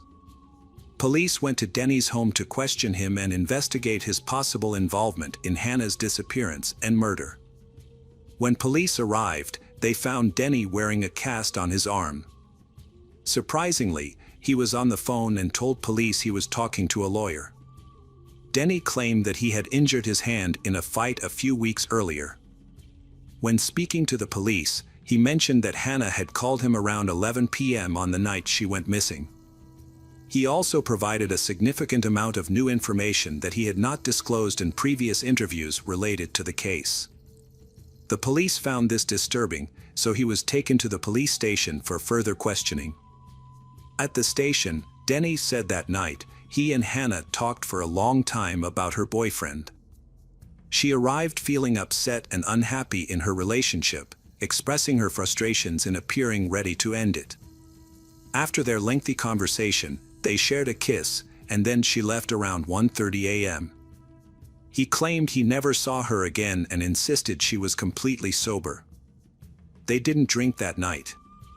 Denny believed Hannah had feelings for him, and he was also in love with her. It was unusual for a man who was in love and possibly Hannah's new boyfriend to choose not to help find her when he had the chance. This raised suspicions, prompting police to quickly obtain a search warrant for Denny's home. On the morning of May 27th, 15 police officers arrived at Denny's second-floor apartment. They found several small bloodstains that he could not explain, which was very concerning. Blood samples were sent to the lab for analysis. Outside, under a bush, they found a trash bag. One officer noticed what appeared to be a woman's shoe inside. When the officers opened the bag, they found women's pants, underwear, and shoes, all of which were stained with blood. It was confirmed that these items belonged to Hannah and had her blood on them. One of the police officers reported hearing a noise outside the window while he was going up the stairs. At that moment, Denny reportedly threw the evidence bag onto the street. Denny was later arrested. However, he maintained his innocence. His father hired the city's top lawyers to defend him in court. The defense team carefully reviewed the case file and the evidence gathered during the investigation. By this time, a collection of evidence had been compiled. Along with Hannah's DNA, traces of Denny were found in a garbage bag. The white residue on the Hannah's lips contained his DNA, and a bite mark on her neck matched Denny's dental impressions. Male bodily fluid was found on the Hannah, but after being there for a week, it was no longer suitable for analysis. Police believe that Denny not only killed her but also attacked, forced, and raped her. The defense argued that Denny's DNA found on Hannah's lips and the bite mark did not prove that he had killed her. It only showed that they had intimate contact.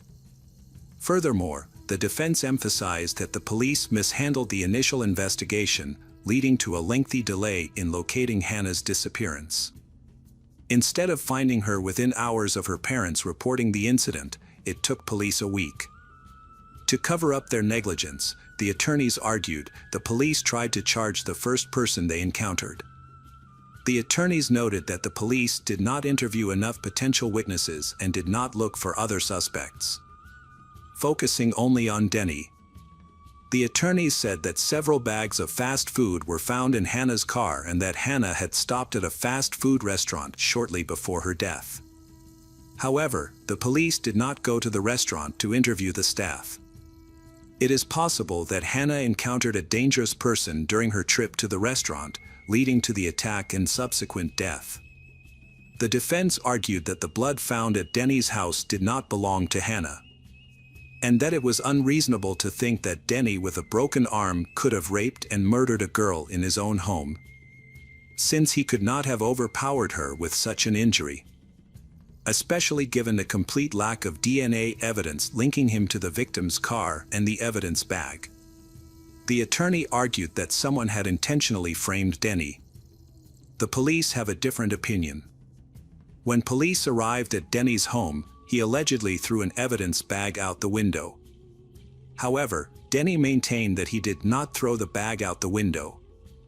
There were no fingerprints on the bag, and it did not match any trash bags he had at home.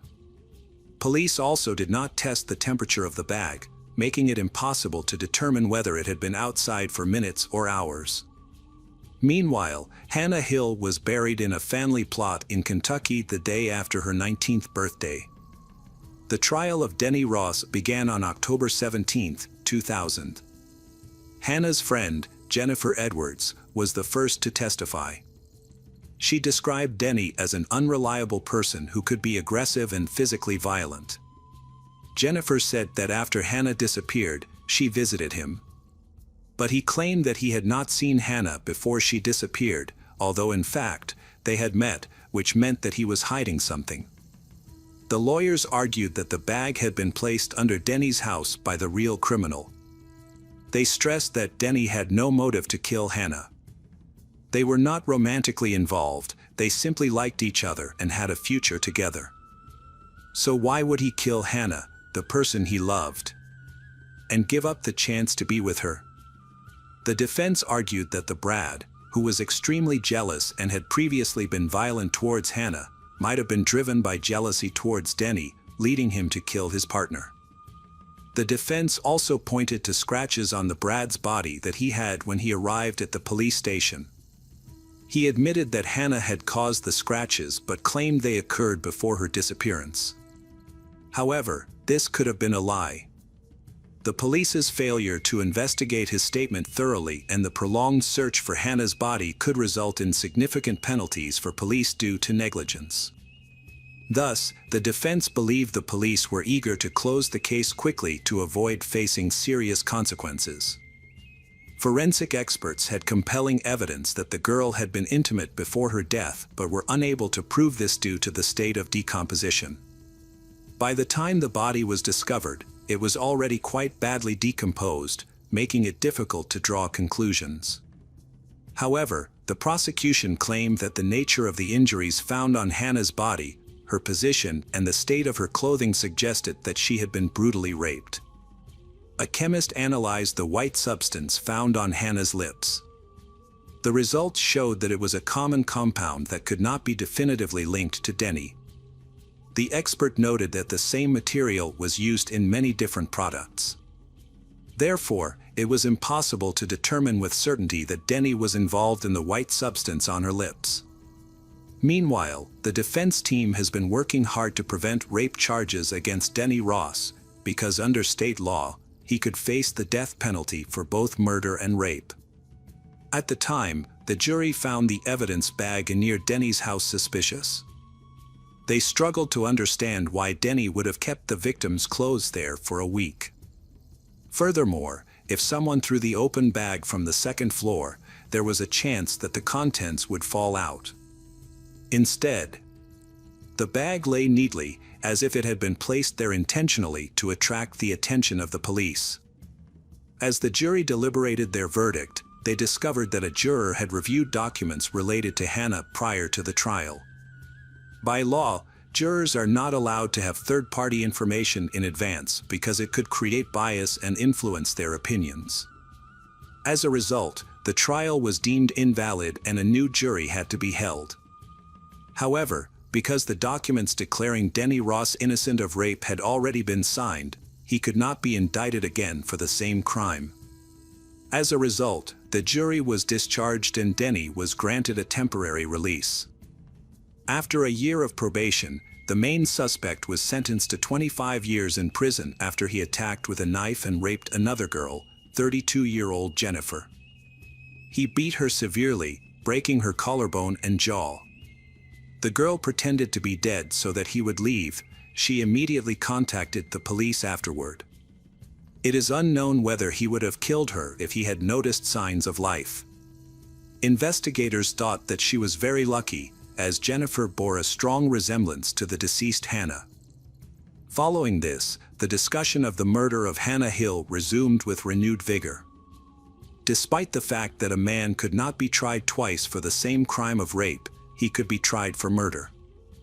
Therefore, a new trial took place. The only thing he could not be sentenced to was death in court. In addition to the old evidence and witnesses, new ones were discussed. In particular, ex-girlfriends of Dennis spoke, claiming that he inclined them to intimate relations and used violence. Mutual friends of Dennis and Hannah testified that the defendant was obsessed with the deceased and, after the discovery of her body, he boasted that he had slept with her and even strangled her. During the retrial, the prosecution's case was much stronger. DNA testing had advanced significantly since Hannah's death, allowing experts to detect Dennis's DNA in drops of blood on Hannah's trousers and underwear. Dennis's DNA was also found under the fingernails on Hannah's left hand and on the deceased's t-shirt. A witness was found who saw Dennis throwing something out of the window of his apartment. When police discovered the bag with the victim's clothes outside, this witness also stated that she heard screams from Dennis Ross's house on the night of her disappearance and was sure that he was the one who raped and killed the girl. The witness even listened to a phone conversation in which they were discussing Hannah. The state appealed and that decision was overturned. Denny could have faced a retrial and he returned to court in 2012 to face murder charges. The trial also mentioned his attack on Jennifer, who survived and survived. Jennifer said that they met at a bar, had a few beers, and she invited him to her house with friends. However, when they returned, Jennifer began to feel unwell and asked everyone to leave. Everyone left, except Denny, who went upstairs to use the bathroom. After a while, Jennifer went looking for Denny. When she found him, he attacked her, stabbed her in the face and dragged her down the stairs. He hit her with such force that he broke her jaw and collarbone. Denny threatened to kill her children if she tried to escape. When Jennifer tried to run away, he choked her from behind. He raped her while holding a knife and continued to choke her. Jennifer was shocked when she couldn't breathe and passed out several times. She pretended to be dead, at which point Denny released her but showed no concern for her condition. Denny eventually kicked her several times, but she remained still, and he eventually left. She then called 911. Jennifer spent 6 months recovering in the hospital. In response to his testimony, Denny claimed it was a lie and insisted that they had consensual sex. When asked about Jennifer's injuries, he suggested that she must have fallen or been attacked by someone else, denying any involvement. Denny's father, Alan, defended his son during the trial. He explained that he was at Denny's house when Hannah arrived that night. She was crying and depressed after an argument with her boyfriend. Hannah needed Denny's support, and they talked to each other instead of going out. By the end of the night, she had made it out safely. Alan believed that Hannah may have been attacked outside, but he insisted that it was not his son who hurt her. The prosecution presented a different version of events, claiming that Hannah, upset over an argument with her boyfriend, went to Denny for comfort because she trusted him. They alleged that Denny took advantage of her vulnerability and began harassing her, but she refused. The prosecution raised doubts about Alan's presence in the house, noting that Denny lived alone. With the new evidence, the jury concluded that there was enough evidence to convict him. As a result, Denny Ross was convicted of murder and tampering with evidence. 13 years after Hannah Hill's death, Denny was sentenced to life in prison. He will be eligible for parole in 19 years, when he will be 67 years old.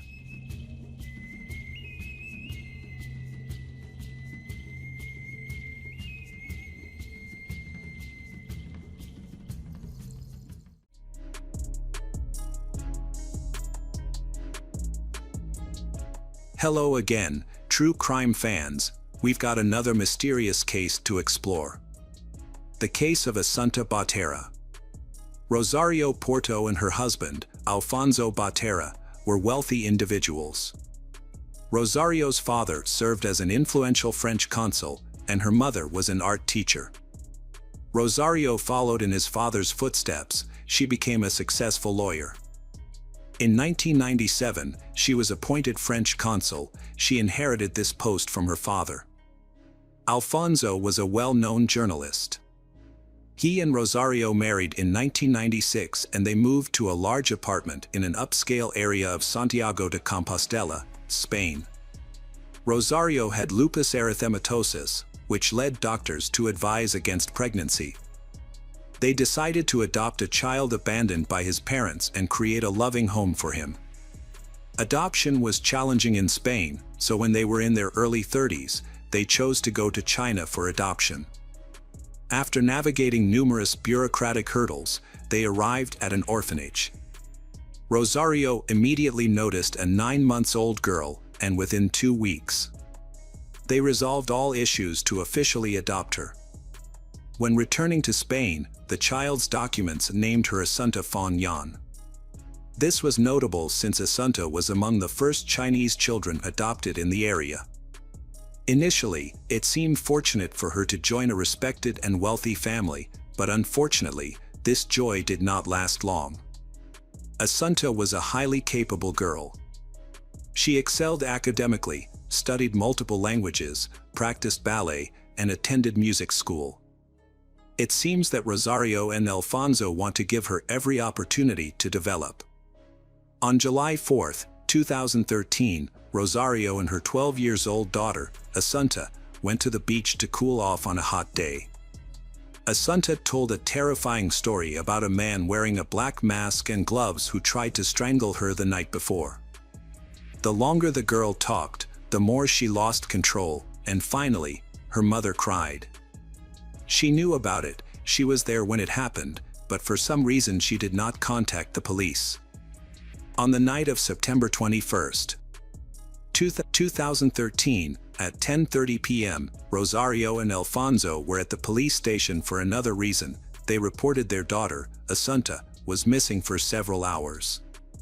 Then, Rosario recounted Asunta's story of the attempted attack from 2.5 months prior. This left them fearful that the attacker had returned and something terrible might have happened to their daughter. They were terrified she had been kidnapped. Alfonso was convinced she was no longer alive.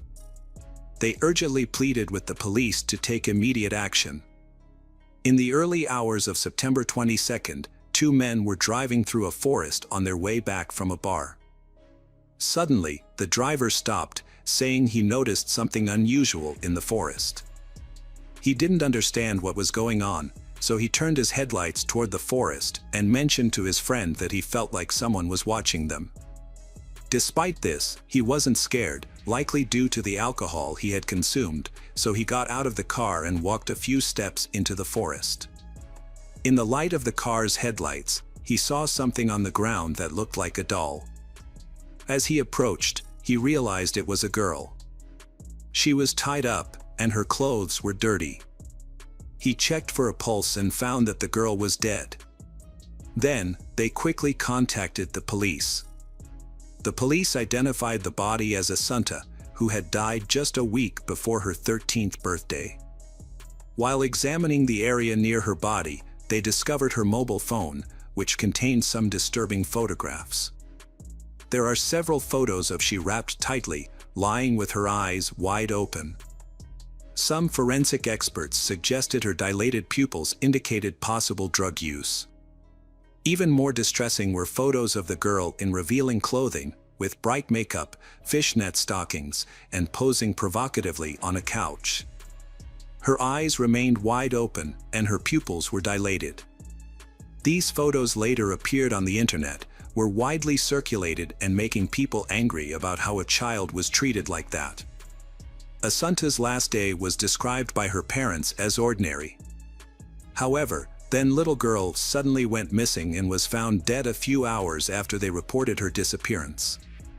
On that day, the girl went to visit her father, Alfonso, at his work, and then hurried back home, so she not wanting to miss The Simpsons at about 7 p.m.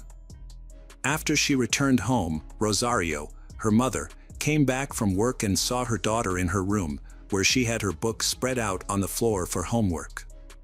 Rosario didn't notice anything unusual and left to go to their country house, which was about half an hour away, to pick up bathing suits and other items for a planned beach outing the next day.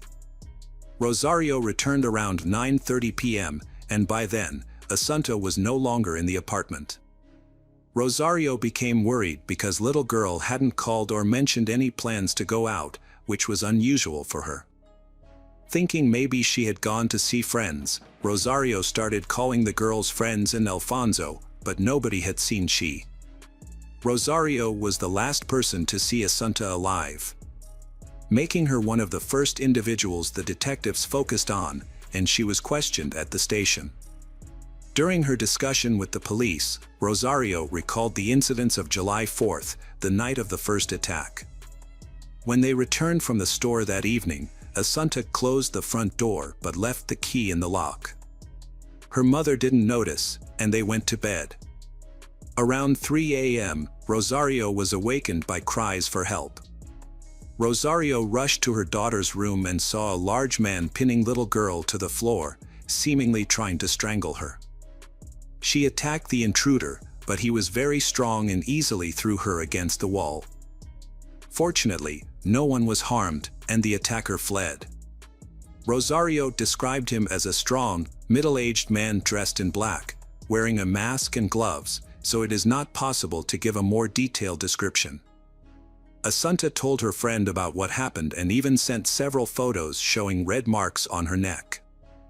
Asunta's father, Alfonso, mentioned that little girl had struggled with depression for a long time and was taking medication prescribed by doctors. This was confirmed because Assunta talked to friends and shared her experiences. Recently, she had been speaking more positively about her situation, saying she felt much better.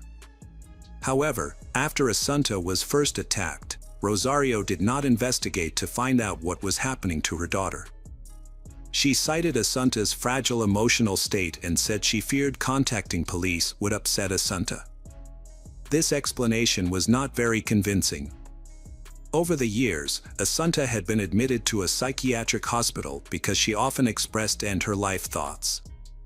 Besides, she is very tired because of the overload of knowledge at school and extra classes.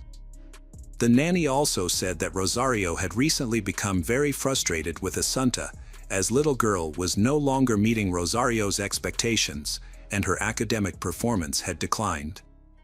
She had become somewhat of a burden, prompting Rosario to consider sending her to study in Poland. However, Rosario did not mention this to the detectives, so they decided to investigate Rosario's immediately. They were particularly interested in the country house Rosario visited on the day Assunta disappeared. As it turned out, when detectives got there, they found Assunta's body lying just 4 kilometers away. Rosario appeared surprised to see them. She was furious. She quickly headed to the second floor, clearly trying to hide something. When a detective checked a nearby trash can, he found a piece of orange rope inside, identical to the one used to tie Assunta's hands and feet. There was also a black mask and gloves. All these items were collected for examination, but unfortunately, no fingerprints or DNA were found. The investigative committee conducted several autopsies. They did not measure the body temperature immediately, fearing it might compromise the evidence, so the exact time of death couldn't be determined. However, it was estimated that Assunta was killed around 8 p.m. The cause of death was suffocation. Her mouth and nose were covered with a soft object, likely a pillow, which prevented her from breathing, leading to unconsciousness and eventually death. In addition, an autopsy determined that Assunta had taken at least 27 lorazepam pills on the day of her death, 9 times the normal amount for an adult. Hair tests revealed this was not the first occurrence. Little girl had overdoses 3 months before her death, starting when the attacker first breaks into the home. It's important to note that overdoses of this drug can cause amnesia and loss of muscle control. The drug was used to treat anxiety disorders and insomnia. The police discovered that Rosario used it to combat depression, but it was not prescribed for Assunta. No one could explain why Assunta took the drug. According to Rosario, the criminals gave Assunta medicine so she wouldn't remember the incident. Detectives conducted a review of CCTV footage in the area to track Assunta's movements that day. Around 2 p.m., she visited her father, Alfonso. At 5:21 p.m., she returned home, and at 5:28 p.m., Rosario returned home. At 6:20 p.m., a gas station camera recorded a green Mercedes belonging to Rosario. She admitted the car was moving towards a house in the country. It was clear that besides the driver, there was a girl in the car, identified as Assunta. They were heading in the direction where Assunta's body was later found. The new testimony completely contradicted Rosario's earlier statements, making she the primary suspect in the murder. Therefore, she was questioned again. Rosario's face showed fear and shame because she had let her adopted daughter go missing while she was responsible for taking care of the girl. Then, she offered a different version of events. According to her, they went out to get swimsuits together, but when they arrived at the country house, Assunta refused to enter with her. Assunta chose to stay in the car while Rosario took everything she needed and did some small work. However, this took longer than expected, and Assunta wanted to return home to do chores and rest. Rosario agreed and drove her daughter back. But she dropped her daughter off about a 20-minute walk from their apartment to avoid navigating the narrow streets. However, the police reviewed CCTV footage from the outskirts of Santiago but found no evidence of Rosario taking her daughter back home. They only saw footage of Rosario leaving her country house alone around 9 p.m. Her story is full of controversial and contradictory details. She appeared to look at the detectives with arrogance, displaying coldness and showing no regret over the loss of her child. She persistently insisted that the large man in black was involved in the incident. When the police interviewed the Botera family's neighbors, one mentioned hearing screams at night in July, when Assunta was first attacked. He also observed something unusual. Even though the attacker entered an area where dogs lived, the dogs were silent, indicating that the attacker was very familiar with them. All in all, everything seemed suspicious, making them even more suspicious that Rosario and Alfonso were involved in the murder of their adopted daughter. The police considered different theories about the first home invasion. Some thought it was fabricated by Rosario, while others suspected it was the parents' first attempt at murder. Few believed an outsider was involved.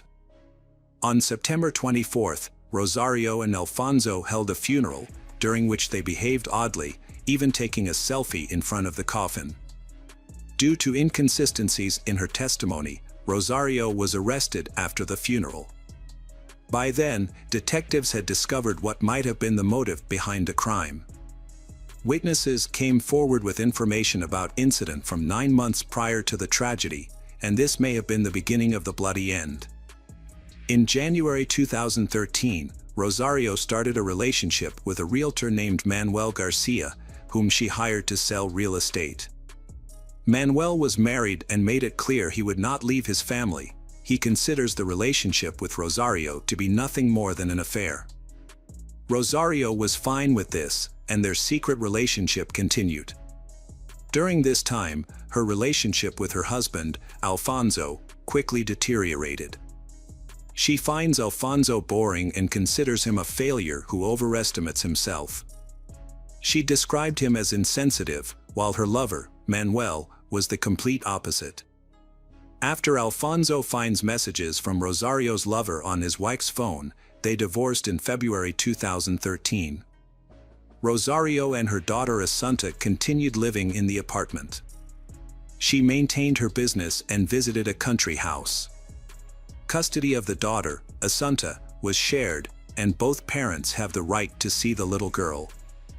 After Assunta's parents divorced, she lived in both her father's and her mother's houses. Many observed that she was always close to her mother, while her relationship with her father was not as warm.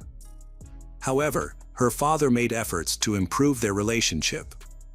He also repeatedly told his ex-wife Rosario that they would be forever tied together through their adopted daughter. Is it possible that because Rosario wants to completely cut off contact with her ex-husband, so she will cause the innocent child to leave forever? It is known that earlier in the summer, Rosario had to end her relationship with her lover, Manuel. Alfonso took advantage of the opportunity, he convincing Rosario to end her relationship with Manuel in exchange for his help with their daughter while she was in the hospital. And Rosario agreed to this request. However, it was revealed that on September 21st, Rosario broke her promise, she spending most of the day with Manuel and only returning home in the evening. This is very suspicious, because soon after, Assunta was killed. During the investigation, numerous assumptions were made, including one significant point emphasized by the defense. They argued that male DNA was found on the clothes of Assunta's, indicating a man's involvement. While it was considered possible that the mother was not involved in the crime, this scenario was deemed unlikely. Police have stepped up their investigation, collecting documents for analysis, focusing on identifying male DNA on Assunta's body. Several options were considered during the investigation. At first, Alfonso was suspected, but then all attention turned to Manuel. However, he had an alibi and had no motive to harm Assunta, so he was quickly dismissed as a suspect. Surprisingly, the DNA was identified as belonging to a stranger named Rama, a Colombian citizen who lived in Madrid, about a 6-hour drive from Santiago, where the incident occurred. This may seem strange. When questioned, Ramra fervently denied any connection to the case, claiming he had never been to Santiago and had no involvement in the murder. Indeed, Ramra had an alibi. He was having dinner at a restaurant in Madrid with his girlfriend and was captured on CCTV footage there. Why had Assunta been taking prescription drugs in the months leading up to the incident without any prescription? Further examinations revealed that only a portion of the DNA traces found belonged to Ramra. The lab staff suggested that the match could be due to poor quality samples or contamination. There were even suggestions that someone might have intentionally tampered with the sample's DNA to mislead the investigation. At this stage, many questions remained unanswered, and detectives considered even the most unlikely scenarios. Rosario and Alfonso seemed indifferent to what happened to their adopted daughter. Rosario was the last person to see Assunta alive, and the press speculated that she could have acted alone. Despite her fragile appearance, but investigators doubted she could physically manage Assunta's body. Using cell phone towers, police tried to determine the whereabouts of Rosario and Alfonso at the time of the incident. On that day, their phones were turned off. This makes the police even more suspicious of them. However, Rosario explained it was a coincidence, and their phones just run out of battery at the same time. They don't have any bad intentions. After talking to a local pharmacist, who was also a friend of Rosario's, they discovered that Rosario first contacted the pharmacist on July 5th. The day after an intruder broke into the house and attacked Assunta. After that, this drug lorazepam was purchased in large quantities by Rosario. Considering all the circumstances, the detectives decided to arrest Alfonso Botera. Some of Assunta's teachers had noticed unusual behavior in her. One day, Assunta attended her violin lesson with her father, Alfonso, and she seemed unable to control herself. Alfonso explained that his daughter was just under the influence of allergy medication. The teachers observed that she was usually very reserved and did not share her problems. The drowsiness incident occurred repeatedly, but the parents always had excuses, typically citing her health condition. The teacher was suspicious and distrustful of the girl's parents. When the police interviewed Assunta's teacher, she described Assunta's symptoms and behavior, which matched many side effects of the medication. 2 days before the tragedy, the last suspicious incident happened. On that day, Rosario informed the teacher that her daughter couldn't attend class due to a severe reaction to prescribed medications. After hearing this, the detectives were convinced that the adoptive parents knew about the medications and attempted to poison Assunta. Although Rosario and Alfonso were divorced, but Alfonso was determined to reconcile with she. In June 2013, 3 months before the tragedy, Rosario experienced a nervous breakdown and was hospitalized. During this time, Alfonso moved back in, feeling optimistic as his wish to reunite with his family seemed to be coming true. During this period, Rosario ended her relationship with her lover. Alfonso visited her in the hospital and cared for her after her discharge. It seemed like family matters were improving, but later it was revealed that she had lied, she continuing her affair and meeting her lover on the day of the murder. Given the new information, the investigation believes that Alfonso sought revenge. Perhaps he wanted to cause Rosario more pain than he had to endure from her betrayal. This could explain why the orange rope ended up in the trash at the country house. It was simply tossed there by Alfonso. However, why was Rosario so alarmed when the police arrived, and why did she immediately check the trash? She likely knew about these items and was an accomplice. The police have discovered a new clue. Whenever Alfonso was at home with Rosario and Assunta, the little girl be drugged with lorazepam. However, Alfonso refused to comment on this, claiming he was not guilty. After the arrest, Rosario's behavior was unstable, alternating between hysteria and depression. Meanwhile, Alfonso remained quiet and calm, he constantly trying to reassure Rosario's by saying they just needed to love and support each other, and that everything would soon be over. Despite his soothing words, the police noticed his cold demeanor. Eventually, the police found the storage media Alfonso used. It turned out that the hard drive on his laptop had been completely replaced. Experts discovered that over 500,000 photos and videos had been stored on it, likely compromising material. The police also found that he had an unhealthy interest in Asian girls on his social media page. Evidence showed he had dozens of interactions and correspondence with Asian girls, and according to investigators, the photos suggested these girls were minors. Additionally, he often showed interest in adult Asian women with very youthful appearances. Later, a woman who owned an escort agency approached the police. She confessed that Alfonso was a regular at her establishment, always requesting only Asian women and insisting they dress as schoolgirls. Even his wife was aware of this preference. Photos of the murdered Assunta in revealing clothes made the situation even more serious. The prosecutor focused on how the seemingly calm and quiet Alfonso had cruelly treated his adopted daughter Assunta. The charges suggested that Rosario and Alfonso were criminals covering for each other, with both involved in Assunta's death. What could have motivated the crime? Rosario and Alfonso refused to cooperate with the investigation and wouldn't communicate without their lawyers. Later, on their attorney's advice, they completely stopped commenting on the tragedy. Forensic psychiatrists were crucial to the investigation. They analyzed Rosario and Alfonso's behavior and identified them as narcissists with personality disorders. It appeared they adopted Assunta to present a loving family image, pressured by Rosario's parents. Sadly, Assunta became a mere pawn for them, and once she was no longer needed, they first exploited her and then decided to eliminate her. A 15-year-old acquaintance of Assunta testified for the prosecution. Although Alfonso claimed he stayed home all day until the evening on the day of the murder, this was proven false. The girl saw him around 6 p.m. near Rosario's house, a fact later confirmed by camera footage. Alfonso was captured on camera at 9 p.m. after Assunta had disappeared.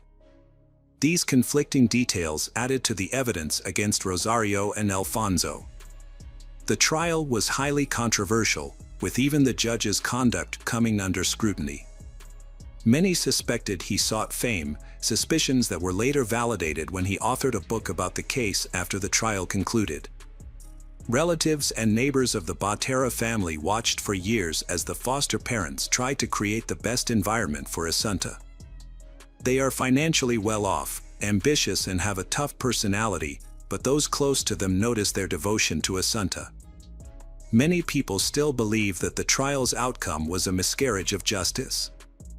In court, Rosario and Alfonso maintained their innocence. Alfonso remained calm and reasonable, while Rosario often cried, became hysterical. She puzzled in her testimony in justifying his behavior with the effects of the drug. Rosario's cousin testified at the trial and shared some new information. In 2011 and 2012, Rosario's parents both passed away suddenly at home. Their deaths were suspected to be under unusual circumstances. The cousin believed that Rosario was involved in the murders of her parents and daughter to inherit the entire property. However, the defense attorney rejected these claims. Rosario's mother passed away at the age of 77 and her father passed away at the age of 88. Both passed away peacefully from old age in their sleep in their beds. Although doctors found nothing unusual, their bodies, like Assunta's, were cremated, making it impossible to verify any unnatural causes of death. Meanwhile, the prosecutor contended that Rosario and Alfonso were true sociopaths. Alfonso was apparently a pedophile who drugged his daughter and chose to record these incidents. Assunta posed a threat of exposing them, leading to the decision to eliminate her. This theory was supported by numerous photographs and evidence indicating that Alfonso had an unhealthy obsession with young Asian girls. It is likely that Rosario was complicit in these activities or was at least aware of them but chose to protect Alfonso's wrongdoings. Alternatively, Rosario might have seen the girl as a burden and decided to eliminate little girl with the help of Alfonso. On October 30, 2015, the court found Rosario and Alfonso guilty and sentenced each to 18 years in prison. After beginning their sentences, they both appealed, but their appeals were rejected. On November 18, 2020, Rosario was discovered dead in her prison cell with a belt around her neck. This was her third try to end her life. Alfonso remains imprisoned and maintains his innocence.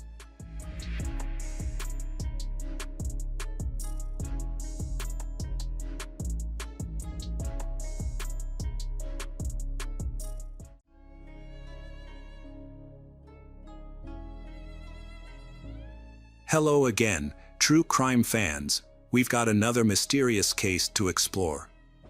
The case of Stephanie Ruggeberg.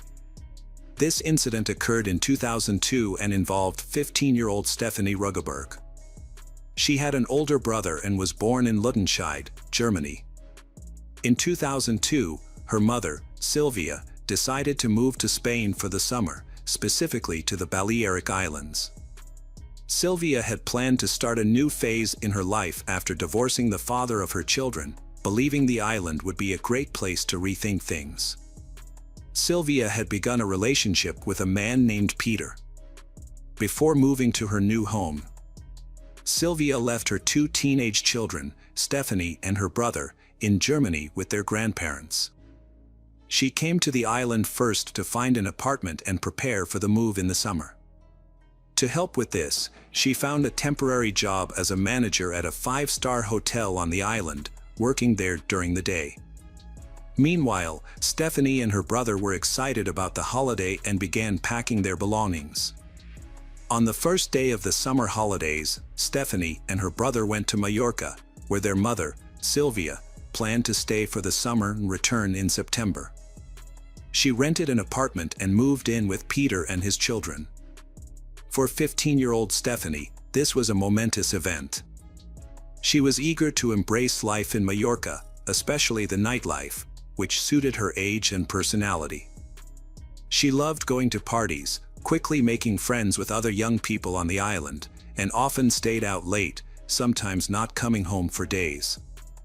She was often seen in bars and clubs, usually with other girls and sometimes with boys. Sylvia was very upset about the situation. Every time Stephanie returned from late-night parties, Sylvia would worry about her daughter, leading to conflict between them. This tension also affected Peter, who often tried to ease Sylvia's worries. Instead of enjoying their time together, Peter felt the need to address Stephanie's behavior in order to restore peace in the family. At the age of 15, Stephanie faced a difficult choice.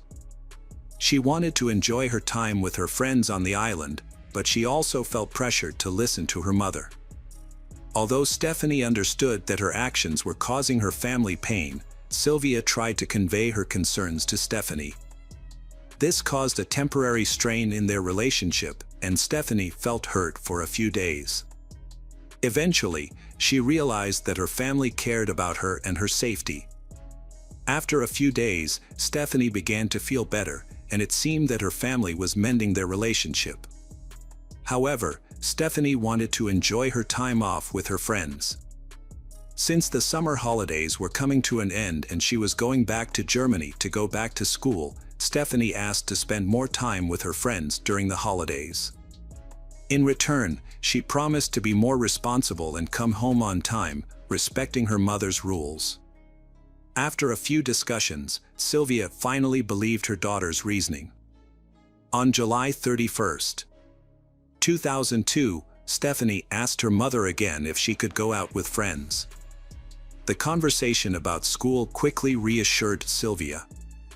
Moreover, Stephanie had been acting responsibly for the past week. Eventually, she went out to enjoy herself, promising to be home before midnight. Her family decided not to wait for her and went to bed, hoping she would honor her promise this time. Waking up early, Sylvia stepped out of her bedroom and noticed Stephanie's bag carelessly left on the hallway floor. Sylvia immediately suspected that her daughter had come home late and was a bit tipsy, leading her to toss her things aside and head straight to her room. Sylvia intended to take the bag to Stephanie's room and check on her. However, when she entered, Sylvia was surprised to find it empty. It turned out that Peter had woken up before Sylvia but hadn't seen Stephanie. Now, Sylvia was concerned because she had no idea where her daughter was, and the family began to feel anxious. Stephanie had a history of frequent partying and coming home late. Stephanie would even stay with friends or spend the night at parties, sometimes not returning for days. Worried that her daughter had fallen back into these old habits, Sylvia planned to confront Stephanie when she returned home. However, as the days passed and Stephanie still hadn't returned home, Sylvia's worry turned to fear and panic. After a week of searching for her daughter on her own, she decided to contact the police. During that time, she contacted all of Stephanie's friends she knew, visited their homes, and spoke to their parents. Unfortunately, no one had seen Stephanie for quite some time. By early August, Sylvia had contacted the local police to report that her daughter had been missing for a week. Since the incident had occurred some time ago, the police quickly began their search. They spoke to Stephanie's closest friends and began questioning bouncers at clubs, as well as tourists and bartenders at bars frequented by Stephanie and her friends.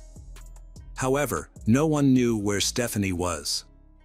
A week had passed, events were happening every day, and new parties were being held, making it easy to forget details. In an effort to jog memories and gather new information from the local community, the police and Stephanie's family distributed flyers with her photo all over town. Unfortunately, the leads they received did not lead to any breakthroughs. During this time, Stephanie had no contact with her family. She did not use a card, phone, or messaging app, which is very unusual for someone her age. Kidnapping seemed unlikely, as no one had contacted her family or demanded ransom during this time. Coast Guard and helicopters patrolled the coast and waters as part of the investigation. Meanwhile, Stephanie's family continued to search for her body.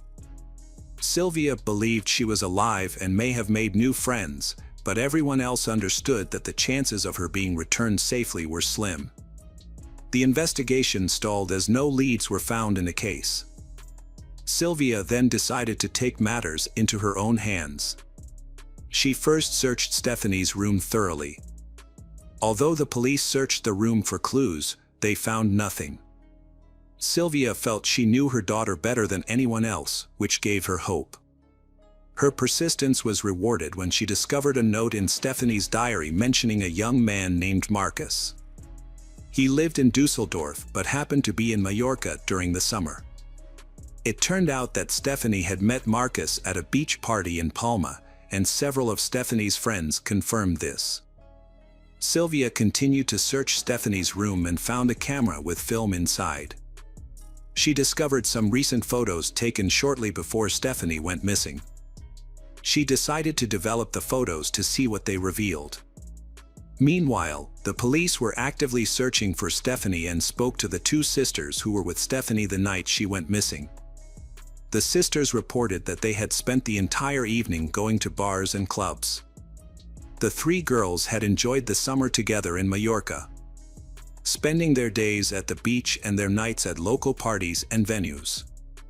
That same evening, the three friends had a good time before going to a bar in El Arenal where the sisters' father worked. The police later discovered a clue. According to the timeline, the girls arrived at the club around 9 p.m. From the start, Stephanie was focused on the DJ. She impressed him and she left the party with him before returning to her friends. They all continued to enjoy the evening together. Around midnight, the sisters decided to go home, but Stephanie insisted on staying until the party ended because she was still interested in the DJ. Sylvia provided the police with the photos from Stephanie's camera for detailed analysis. Among the images, there was one showing Stephanie standing with a young man. The club staff helped the police quickly identify him as Marcus, a 19-year-old DJ who was familiar with Stephanie. The police then visited his home. From the outset, Marcus seemed very nervous but allowed the police to enter his apartment. During their conversation, he acknowledged that he had seen Stephanie that evening and that they had spent time together. They both left the club around 1 in the morning after his DJ shift ended. Initially, he claimed that Stephanie came to his house after the party and left about an hour later. Police quickly became suspicious of Marcus' honesty when they discovered a missing watch and a dress in his home that matched the one Stephanie had worn at the party. The dress had dark red stains on it, making Marcus the prime suspect. Despite this, he maintained that Stephanie had changed clothes and left the apartment unharmed, claiming that she had spilled wine on her dress. Although his testimony was unconvincing, police did not have enough evidence to arrest him or file charges. They sent Stephanie's clothes for analysis. With the circumstances surrounding Stephanie's disappearance unclear, police continued their investigation, focusing on Marcus.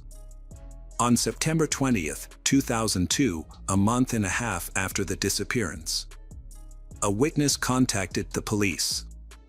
He reported finding something suspicious at an abandoned farm in the El Arenal area. Police arrived at the site, which was a large building that had been empty for a long time. Inside, they discovered the badly decomposed body of a female wearing pajamas, underwear, and socks. At first, the police could not identify the body due to its condition. Many began to suspect it was Stephanie, who had been reported missing and was being actively searched for.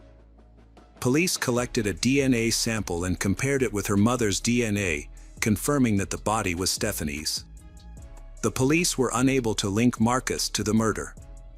Although some of Stephanie's belongings were found in his apartment, there was no evidence that she had been attacked there.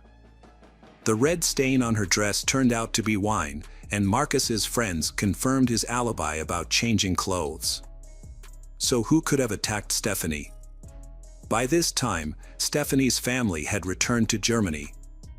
Her brother had started school, and Sylvia had returned to work. The police decided to investigate Stephanie's family members more closely, having strong suspicions that she had returned home that night, as her belongings and handbag were present at the house. The main focus of attention was Peter, her mother's boyfriend who lived with Stephanie's family. He was unhappy with Stephanie's behavior, which worried her mother. As a result, Peter often expressed his frustration with Stephanie when she came home late or went to parties. The police in Germany brought Peter in for questioning. He denied any involvement in Stephanie's disappearance and death, but he did provide some valuable information. While the family were in Mallorca renting an apartment, they had a neighbor named Torsten, a man from Germany. Sylvia introduced him to the island and secretly allowed him to stay in the apartment without the landlord's permission to reduce the shared rent. For this reason, they did not initially report the arrangement to the police, as the arrangement was illegal. Torsten was worried about potential legal problems, but Peter believed that Torsten was a kind and calm person who would not cause any trouble. Spanish police investigated Torsten, a new suspect in the case. He was living in Uperda, Germany. He was also in Mallorca at the time of the crime. He had a troubled criminal record, including convictions for robbery and sexual assault. Alarmingly, Torsten had left Mallorca. Spanish and German police joined forces to search for him. Initially, they could not find him at his registered address in Germany, so they began gathering information from local residents, especially his neighbors. The police were quickly alerted by a local resident, a 50-year-old auto mechanic. He reported that in February 2003, Torsten came to him with a white minibus. Torsten requested the installation of an emergency light signaling system above the driver's cabin and asked to paint the vehicle in bright colors. He also wanted the windows tinted so that no one could see him inside, even in bright light. Additionally, he asked to remove the seat and create a large sleeping area, similar to a double bed. The mechanic found several aspects of Torsten's requests suspicious. First, he discovered a receipt for the minibus, which had been rented from a car rental service. This raised a red flag for the mechanic. Why would someone invest in modifying a vehicle that wasn't theirs? Second, he noticed a suspicious bag containing odd items. Strange balls, cable ties, several adult toys, and pills. However, the mechanic did not think much of it at the time. He realized that Torsten was planning to modify the car, and the items in the bag suggested disturbing sexual fantasies. The car was later discovered in a nearby town. Police tracked down Torsten, who was quickly arrested and charged with murder. He denied any involvement in the crime. Police discovered what was described as a sex kit bag in the converted car. The kit included items described by a mechanic as cable ties, various sex toys, women's underwear, anesthetics, sleeping pills, and explicit photographs of several girls. 2 bottles of chloroform with Spanish labels and a toy pistol were found, likely used to scare and trick victims into the car. Torsten had purchased chloroform from a drugstore, and a pharmacist confirmed this. When the police contacted the car rental company, it was discovered that the minibus had been reported stolen, which intensified the suspicion surrounding Torsten. Forensic tests on Stephanie's body revealed the presence of chloroform, which prosecutors considered significant evidence linking Torsten to the crime. At home, the Torsten used chloroform to incapacitate the Stephanie before assaulting her. Chloroform is a powerful sedative that can linger in the body after inhalation, but its effects don't last long if the person is alive. Experts believe that Stephanie died from inhaling too much chloroform, which led to poisoning. During the investigation, police discovered a bag containing suspicious items, as well as another woman's handbag in the car. Inside the handbag, they found documents that helped them identify the owner. She was an 18-year-old girl who fortunately survived her encounter with the Torsten. The victim explained that she had met Torsten by chance in the parking lot, exchanged a brief greeting, and then continued on her way. She later found herself waking up in an unfamiliar van. According to her statements, she did not suffer an overdose and survived the incident. Luckily, the girl was able to identify her attacker. The second victim also reported that she was not harmed. She escaped after regaining consciousness from chloroform. At that time, Torsten was absent from the vehicle, allowing her to flee through an unlocked back door and disappear. Torsten has been charged with the assault on this girl, but suspicions around him persisted after Stephanie's body was discovered on an abandoned farm. Forensic experts conducted thorough examinations of the remains and the site. They found evidence indicating that the killer had been in close proximity to the decomposing body for over a month. This was further supported by specially trained dogs that accurately detected Torsten's scent. Despite the overwhelming evidence, Torsten refused to admit his guilt. In order to get Torsten to talk, one of the police officers agreed to share a cell with him. While in the same cell, the officer quickly developed a rapport with Torsten and managed to get a recorded confession from him. Torsten admitted to killing Stephanie but claimed it was an accident. He explained that they met in her apartment after she returned from a party. He had been watching her for some time, waiting for the right moment to strike. That night, he felt the right moment had come. Stephanie was drunk and her family was asleep, so he decided to make his move. Torsten began to harass Stephanie, who tried to fight him off. This led to an argument between them. He did not go into details but claimed that Stephanie had attacked him first. In response, he pushed her, causing her to hit her head and lose consciousness. Surprisingly, he never mentioned the anesthetic found in her system. Torsten panicked and quickly moved Stephanie's body from the apartment to an abandoned farmhouse. He stayed with the body, worried about being discovered, until he finally decided to flee to Germany. His story seemed unbelievable because Stephanie had no head injuries, suggesting he had lied about how the death occurred. It was also strange that Stephanie's relatives did not immediately suspect the neighbor who had gone missing around the time of Stephanie's murder. For years after the murder, the prosecutor's office finally charged Torsten with assault resulting in death. The charge carries a 10-year prison sentence, and the prosecutor's office sought the maximum sentence. However, Torsten's attorney argued that his confession had been improperly obtained, meaning the recording could not be used to support the charges. The defense argued that Stephanie's body had been accidentally contaminated with chloroform after the autopsy. While this explanation seemed implausible, it was important to disprove it through further investigation. Ultimately, the accidental chloroform contamination theory was rejected.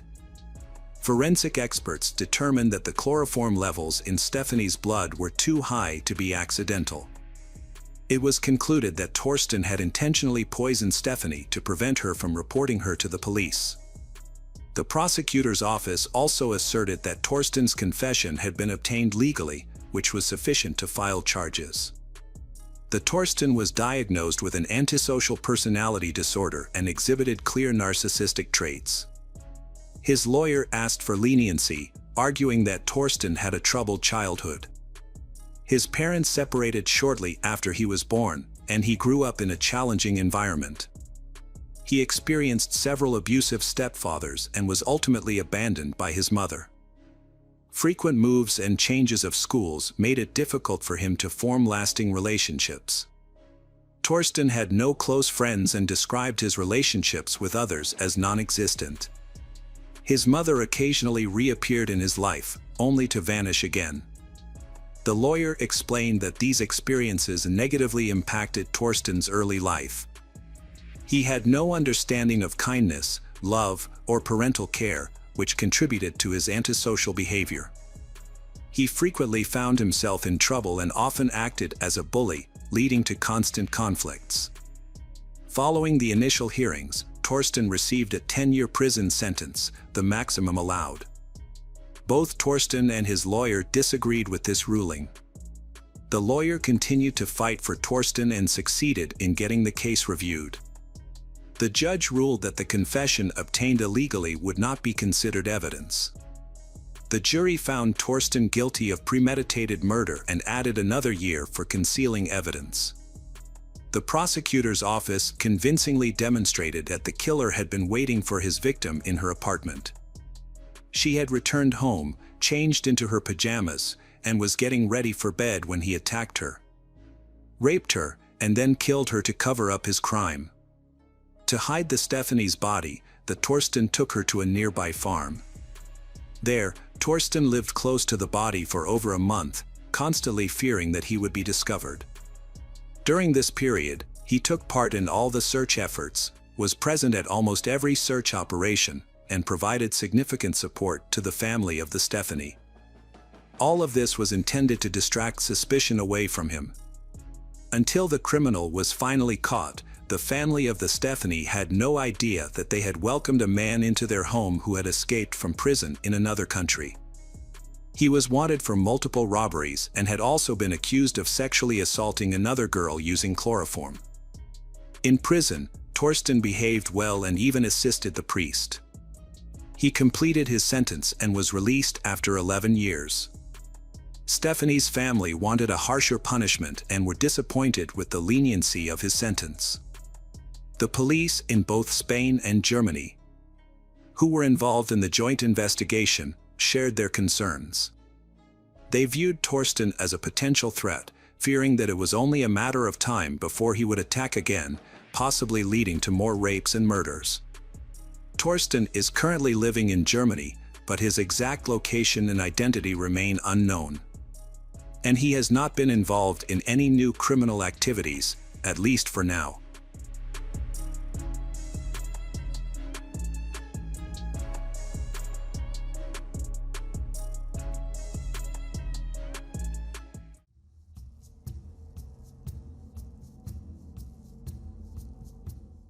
Hello again, true crime fans. We've got another mysterious case to explore. The case of Christopher Sutton. On Sunday, August 22, 2004, the Sutton family experienced a devastating tragedy following Susan's 57th birthday celebration. The celebration included Susan, her husband John, their son Christopher, his girlfriend Juliet, and family friend Teddy Montoda. After the party, Susan and John went to bed in separate rooms at their home in the upscale Coral Gables neighborhood near Miami, Florida. One night, a tragic event occurred. Susan usually slept in a separate room because her husband, John, snored loudly. While they were sleeping, a car stopped about 4 blocks away from their house. A man dressed in black was approaching their house with the intention of killing Susan and John. The attacker was armed with a 9mm Glock pistol and broke into Susan's house. He first went to John's bedroom and shot him twice in the head. He then moved to the room where Susan was sleeping, shot her 6 times, and left. The police were notified of the incident. Police and ambulances were dispatched to the scene shortly afterwards. Unfortunately, doctors determined that Susan, 57, had died. John was still alive but had suffered serious injuries and had lost a lot of blood. He was taken to hospital, where paramedics worked frantically to save him, although his chances of survival were slim. Before being taken to hospital, John said that he could not see the shooter in the dark and did not know who it was. Forensic experts began examining the crime scene, while police questioned neighbors and searched for surveillance cameras. Although no cameras were found, but neighbors reported seeing a suspicious man dressed in dark clothing running away from the house. There were no signs of forced entry. The killer had accessed the home through the sliding glass doors. The house was intact, with no money or jewelry taken, indicating to police that this was not a robbery. The attack was clearly targeted at killing Susan and John. But the motive behind the murder remains unknown.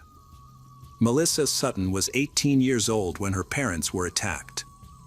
As a freshman living on her own, she couldn't attend the celebration at their house. She was devastated to learn about her mother's death. Overwhelmed with grief, she went to see her father in the hospital. She described him as looking very unwell. John had miraculously survived 2 gunshot wounds to the head, leaving doctors astonished that he was still alive, although he remained in serious condition. When John woke up in intensive care, he realized he was blind.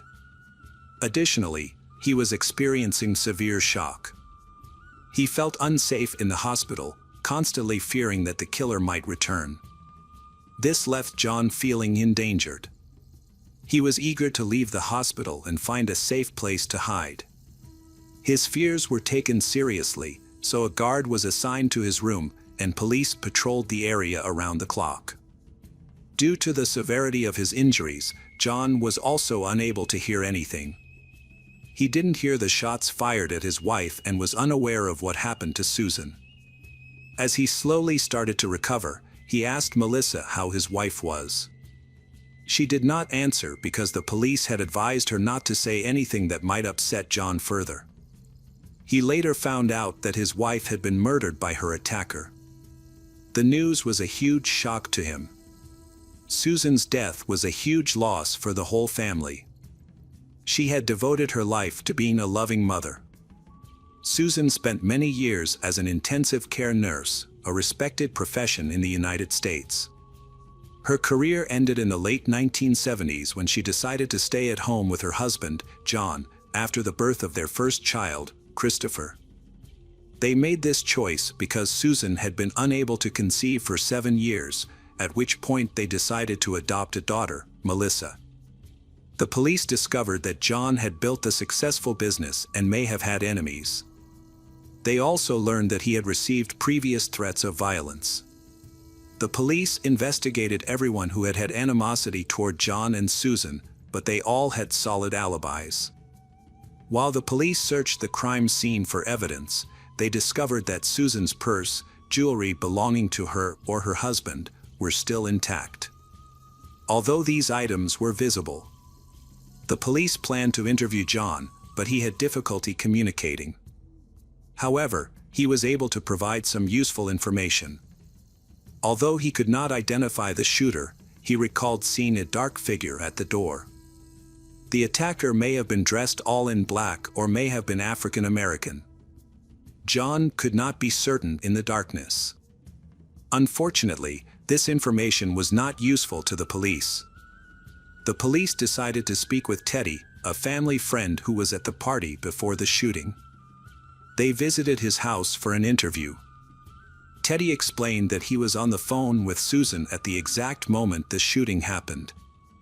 He heard a gunshot, followed by silence. Feeling frightened, he called the police, got into his car, and rushed to the Susan family's home, arriving just after the police. Teddy was very shaken by the attack on Susan. However, the police found his account unusual. They questioned why he was still talking to Susan when everyone else had already left the party, leading them to suspect an affair. Teddy clarified that he was not just a family friend but also a business partner. He claimed that they were discussing an urgent business matter and that he frequently communicated with both John and Susan to handle various issues, so he didn't find his late conversation with Susan abnormal. During the conversation, Teddy told the police that the shooters were professional and trained shooters. The police found this information interesting and took Teddy's gun for testing. Teddy was also called into the station for a lie detector test. The police believed he was hiding something and continued to question him. Teddy eventually confessed that he was in a romantic relationship with Susan. The police have often seen love triangles that can lead people to commit terrible acts. However, Teddy's gun did not match the weapon used in the attack and his phone was tracked to a location far from the crime scene at the time of the shooting. Teddy denied any involvement in the attack on John and Susan. Although his lie detector test was deemed inconclusive, it was suggested that his anxiety stemmed from trying to keep his affair with Susan a secret to avoid damaging his relationship with his friend John. John had a strong and trusting relationship with Teddy. Shortly before the incident, John and Teddy received one of the largest payouts in their law firm's history, over $1 million, and they celebrated this occasion extravagantly. Teddy was ruled out as a suspect, and the police decided to investigate other family members instead. An examination revealed that John could not have physically inflicted the shot on himself, so he was not considered a suspect. Their daughter Melissa has a solid alibi because she was in another city and also passed a lie detector test. The police then investigated Christopher Sutton. He had a girlfriend named Juliet. They had attended a family party together. Christopher quickly claimed that he and Juliet had gone to the movies the night before and provided their tickets as evidence. Juliet confirmed his story. The police then requested the cinema's surveillance camera footage, confirming that they had indeed gone to the cinema that night and confirming their alibi. After leaving the hospital, John moved in with Christopher so he could care for him for a while. However, disturbing evidence was discovered that Christopher actually wanted to kill his parents. He even threatened to kill his mother during a fight. Christopher became the prime suspect in the case.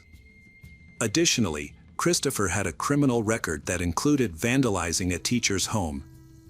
When Christopher was 16, his parents, John and Susan, decided to send him to a reform school.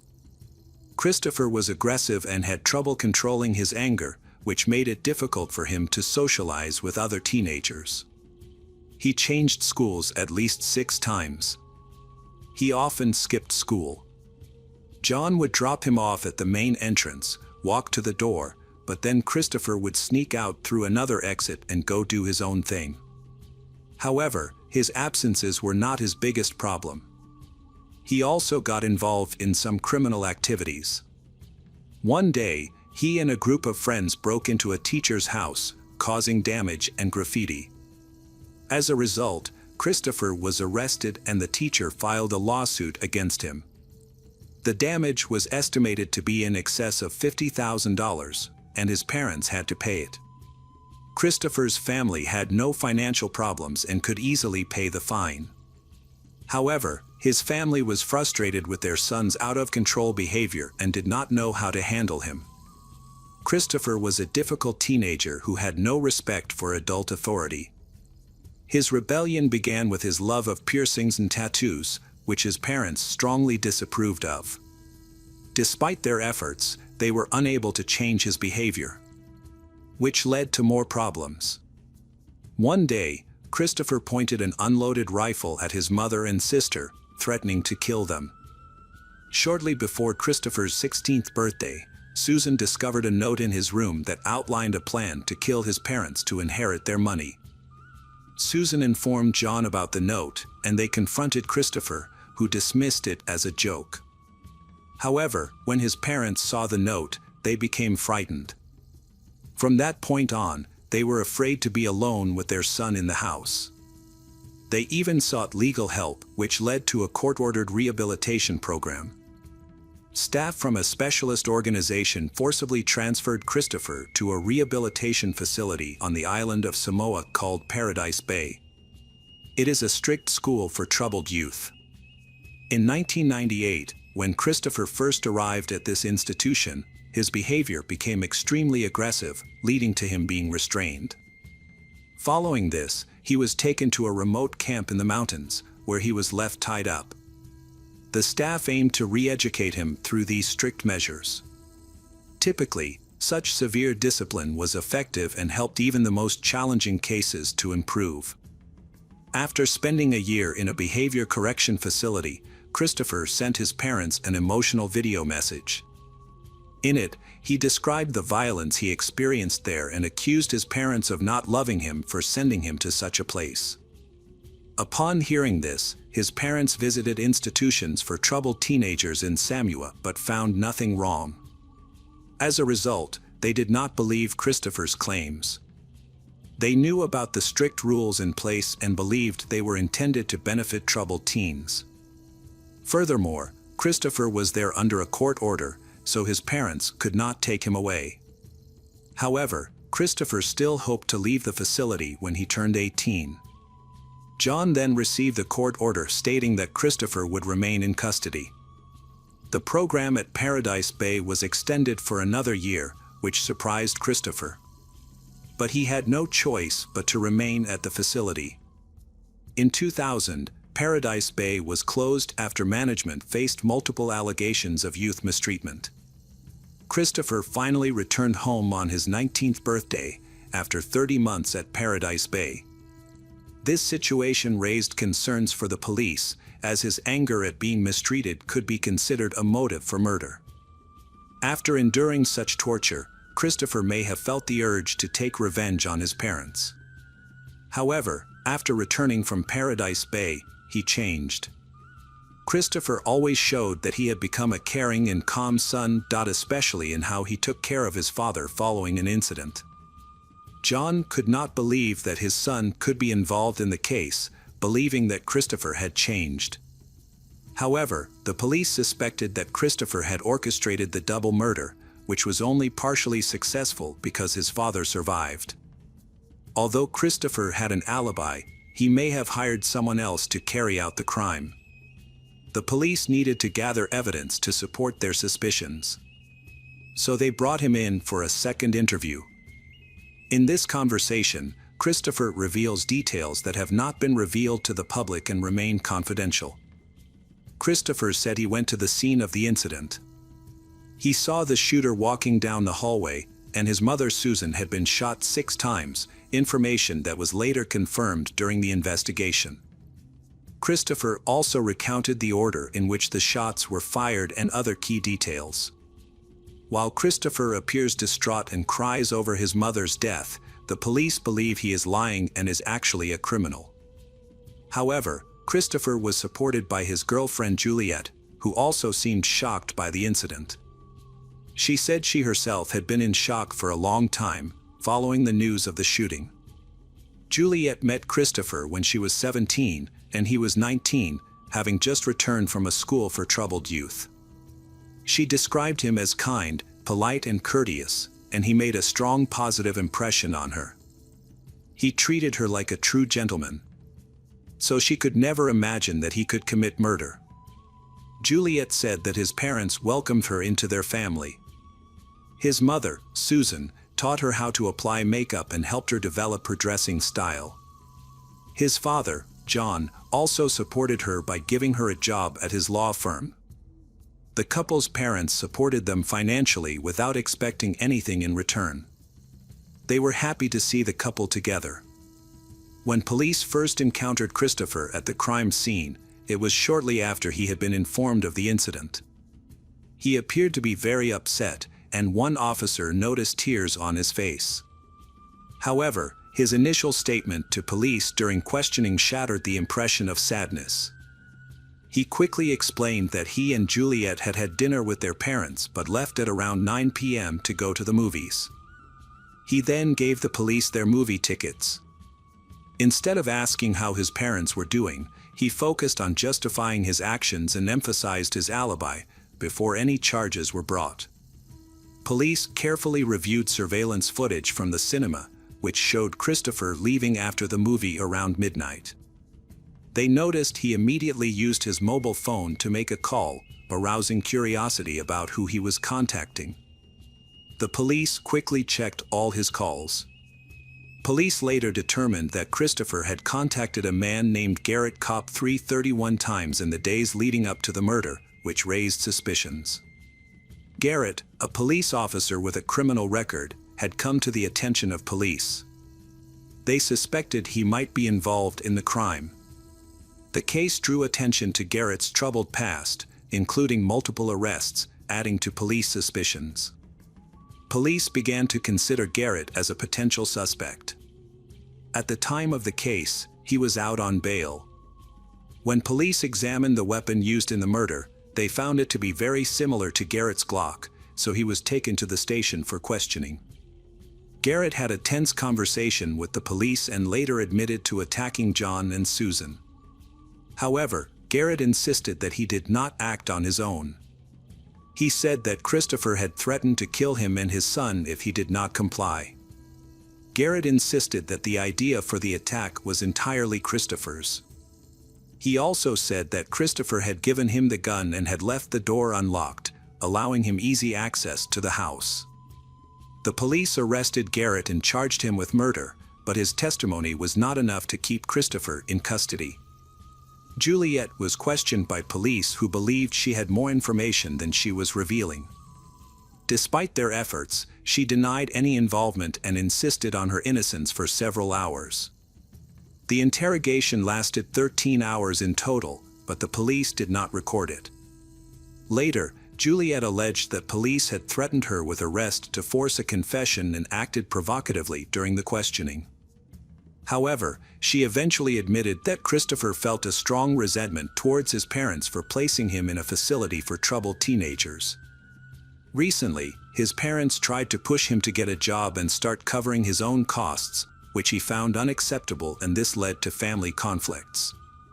During questioning, Juliet revealed that Christopher had been planning revenge on his parents for years. He often spoke about the inheritance and how they could live without worries if he could take everything his parents had earned. However, she didn't take his threats seriously. The police had gathered enough evidence to obtain an arrest warrant for Christopher Sutton. However, by that time, he had disappeared. This was a crucial moment for the police, as they feared that Christopher might return to harm John. Fortunately, the police were able to locate and arrest Christopher, charging him with the murder of his mother and attempted murder of his father. Garrett Kopp and Christopher Sutton were eventually tried separately, and both faced the death penalty. Christopher, however, maintained that he had no role in planning the crime.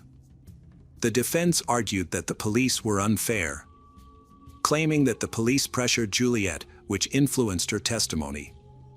After Garrett learned that he could face the death penalty, Garrett decided to cooperate with the prosecution by pleading guilty to a lesser charge, which was in his favor. He was then sentenced to 30 years in prison. The prosecution's case took a turn when Juliet appeared in court to testify. She revealed that Christopher had often expressed anger at his parents for not giving him money, even saying that they deserved to die for their actions. The defense argued that much of Juliet's testimony was given under police pressure and should be excluded from the case. However, the judge denied this request. In court, Juliet maintained that she had been truthful during her interrogation with the police. She stated that she viewed Christopher's anger as mere frustration and never believed he would go on to commit such serious crimes. After Juliet's testimony, John, the surviving father, shared his thoughts. After hearing all the witness testimony, John believed that Christopher was capable of committing the crime. John noted that even after leaving the hospital, Christopher continued to try to manage the family's finances, which led him to believe that Christopher was involved in the crime. When it was Christopher's turn to speak, he accused Garrett of attacking their parents due to his drug addiction. Christopher highlighted several moments when Garrett was out of control due to drugs, claiming that during those times he was dangerous and capable of committing any crime. Christopher also mentioned that he kept drugs in Susan's bedroom closet. That Garrett might have entered the house to steal illegal drugs. However, the prosecutor argued that the scene did not appear to be a burglary, everything was intact, even the money and jewelry were intact. If it was a burglary, Garrett would have taken valuables. In his defense, Christopher claimed that he had changed and overcome the anger, resentment, and disappointment he felt towards his parents for sending him to a special school. He believed that he had changed for the better. After extensive deliberation, the jury found Christopher Sutton guilty of first-degree murder and attempted murder. Christopher was shocked by the verdict because he was sure that he would be acquitted. Christopher received 3 life sentences without the possibility of parole. Currently, survivor John Sutton is putting in great effort to regain his eyesight. He has formed a new relationship and started a family, and at 70 years old, he continues to practice law.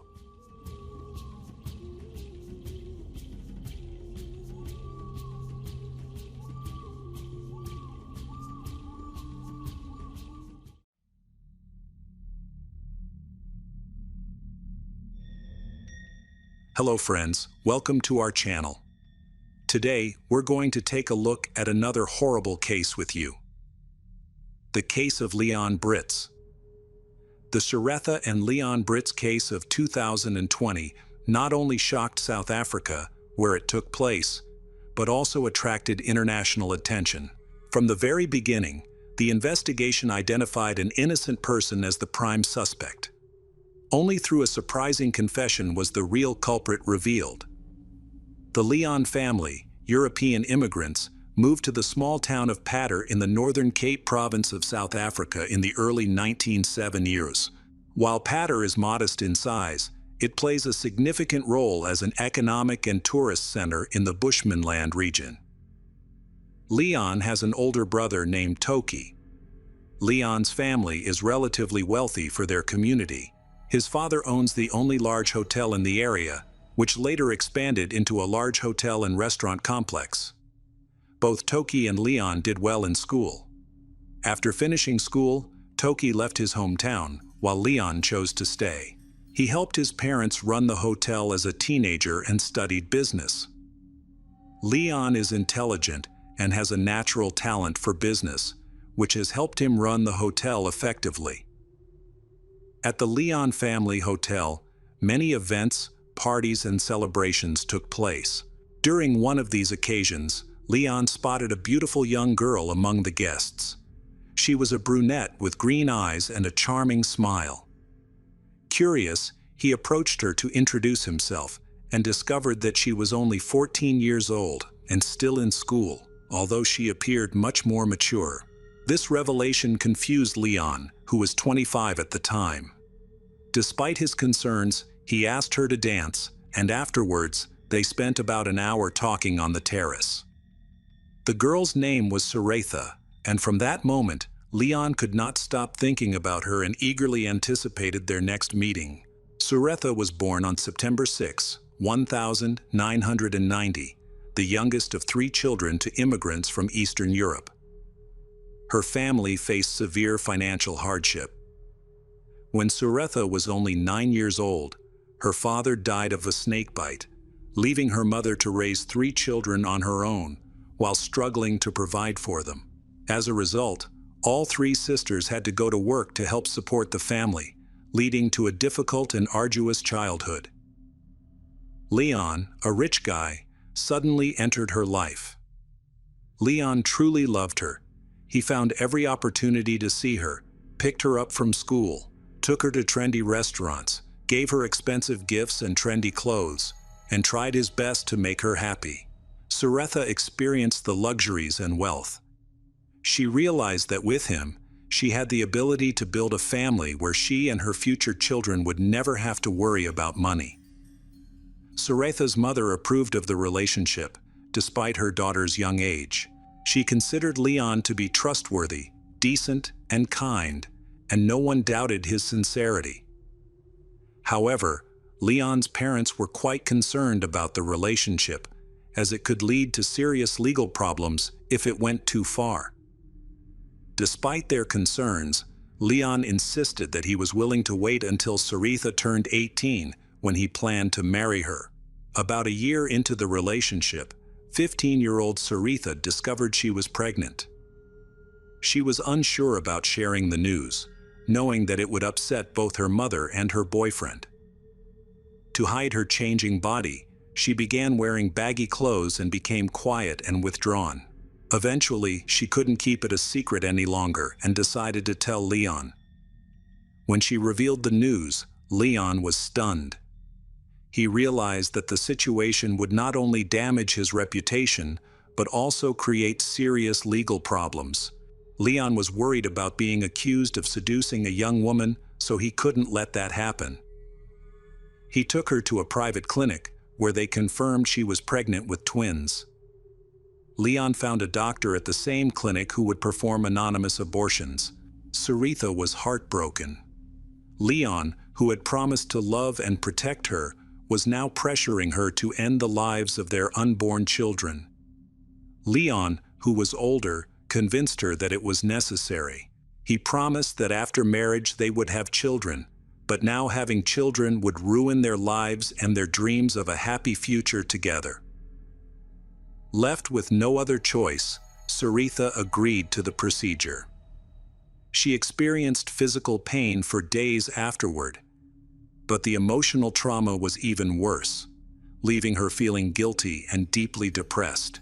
She isolated herself in her room, crying constantly. Her mother did not understand the severity of the situation, thinking that her daughter was simply upset after an argument with her boyfriend, believing that things would be better once they made up. A few days later, Leon visited Suretha at her home. He then took her into town to walk around the park and do some shopping. He thought this would help her feel better. Although she eventually returned to her normal routine, her feelings of resentment and suspicion towards him remained. 3 years later, during her senior year of high school, the Suretha discovered she was pregnant again. She was just a few months away from turning 18, and this unexpected pregnancy was not supposed to create any significant problems. However, when she informed Leon, he reacted very negatively and insisted that she terminate the pregnancy, claiming they were too young to start a family.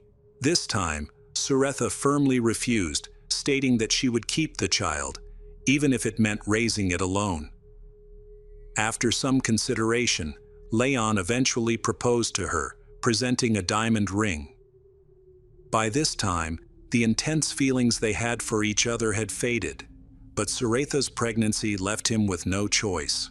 Shortly after her 18th birthday, the couple got married in a lavish ceremony. Although they appeared happy, they both had doubts about their decision. A few months later, they welcomed their first son, and 2 years later, they had twin boys. The family lived a wealthy life. Leon's parents built a successful business over many years.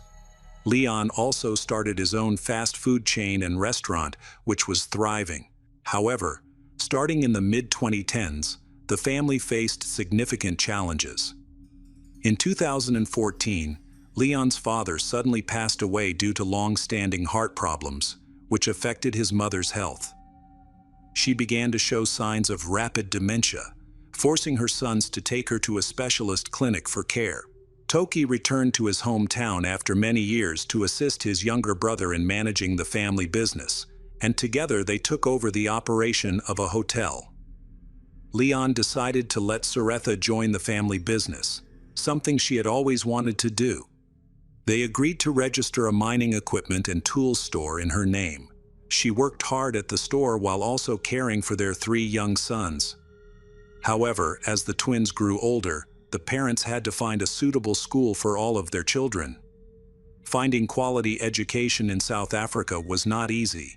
They eventually found a good school in the nearby town of Kakamas, about 75 miles from Leon's home. They then rented a spacious house in Kakamas for Suretha and her sons to live in, while Leon stayed in Poeter to manage the business. Although Suretha enjoyed running the store, she had to give up that role to focus on raising the children. The family only visited Leon on weekends and holidays, and he rarely came to Kakamas because of his busy schedule. At first, everything seemed fine between the couple, but over time, they grew more distant, and their feelings for each other faded. In 2018, Suretha began experiencing health issues, which she initially dismissed. However, medical tests revealed that she had cancer and cardiovascular problems. She quickly underwent surgery to remove the malignant tumor and began a treatment plan. Thankfully, the timely intervention saved her life, but she now required ongoing therapy at a clinic in Johannesburg, which was quite costly. Leon's family was able to pay for Suretha's medical expenses. To help manage the household while she was receiving treatment, Suretha hired a nanny and a maid. By this time, Leon and Suretha had grown apart and were living separate lives. Suretha began an affair in Johannesburg. It appears that Leon was also seeing other women, as evidenced by explicit photos and text messages found on his phone. The couple now only stay in touch because of their 3 children. Despite the family problems, business is doing well. The hotel, retail stores, and restaurant chain are making a significant profit. Leon has invested some of this money in real estate in major cities, which provides a good income through rentals. Their family is not only the richest in Poeter, but also one of the richest in the Northern Cape province. As Leon's business grew more profitable, he faced increasing threats from jealous people who wanted to harm him, his parents, and his brother. To protect his assets, he installed safes and hidden compartments in his office and home, where he stored cash in various currencies, stocks, diamonds, jewelry, and gold bars. Although the threats initially worried him, Leon eventually began to ignore them as they became a regular occurrence. He believed they were just attempts to scare him. A tragic event occurred that led to Leon's death. On October 7, 2020, Suretha called him to check on their dogs. A neighbor reported that they had escaped. Leon assured her that he would call back after checking on the dogs, but he never did. Worried, Suretha tried calling him several times, but no one answered. She left their children with a nanny and drove to their home in Poeter. When she arrived, the front door was unlocked, but the house was eerily quiet and no one answered her calls. She went to the backyard and discovered her husband's body floating face down in the pool. There were wounds on his back, indicating that he was dead. In a panic, Suretha called the police, then contacted Toki to inform him of the situation. When the police arrived, they quickly sealed off the house. They found that Leon had died violently. His body had multiple stab wounds and signs of a struggle. A safe in the house had been opened and its contents taken. Initially, the police theorized that a burglar had broken into the house.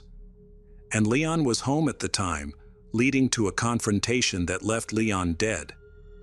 However, many other valuables that could be seen in the house were still intact, suggesting that the burglars had specifically targeted the contents of the safe. Following Leon's murder, Much speculation about the cause of his death arose on social media. Many people knew about the threats Leon had received over the years and suspected that competitors or enemies may have acted on those threats. Police later identified Leon's brother Toki as the prime suspect. Toki had managed the family business with Leon for many years and had visited Leon shortly before the murder, making Toki the last person known to have seen Leon alive. Complicating matters, their mother is critically ill, with doctors estimating that she has only a few months to live. It is rumored that Toki is unhappy with the way the estate has been divided, especially with Leon receiving the lion's share, and that Toki may want to change the will. This theory explains why other items in the house were left intact and why the killer only targeted the contents of the safe. However, Toki adamantly denied any involvement, claiming that he would never harm his brother, especially since they had never had any conflicts over money. He sought the support of Suretha, who expressed her belief in his innocence and offered to help him find a good lawyer. For nearly 2 months, the investigation had stalled with no new evidence, leads, or witnesses. Then, 35-year-old Jacques Van Vuren walked into the police station and proposed a deal. He would plead guilty and reveal the identities of his accomplices in exchange for a lighter sentence. Jacques and Suretha had been friends in school, and he had feelings for her, but she did not love him and eventually started dating Leon. They had not seen each other for many years, but one day they ran into each other at a shopping mall and started talking. Jacques was having a hard time at the time. He had gone through a divorce, lost his job, was an alcoholic, and was in dire need of money. Suretha realized that Jacques still had feelings for her, so she opened up to him about her unhappy marriage. She told him that her husband was abusive and treated her badly, but she felt trapped because he threatened to take their sons away and leave her nothing. Jacques was prevented from seeing his children by his ex-wife after the divorce, so he felt a deep sympathy for Suretha and wanted to help her. They exchanged phone numbers, and a few days later, Suretha called him with a tearful story. She claimed that her husband had abused her and that she could not leave him. She suggested that the only solution was to get rid of him. Suretha was a master of psychological manipulation, and Jacques believed her. Suretha also promised to pay him 500,000 South African rand, which was a lot of money, especially when he was in dire need of money. Jacques agreed to help her, but did not want to do it himself, so he decided to hire someone else to do it. After a while, Leon's business began to decline. All his chain stores began to close and suffered huge losses. Leon wanted to sell the hotel, but Suretha did not agree. At the end of September, Suretha and Jacques decided to start their plan. Jacques asked for half of the money in advance. However, due to financial problems, Suretha could only withdraw 100,000 rand and gave Jacques her diamond ring.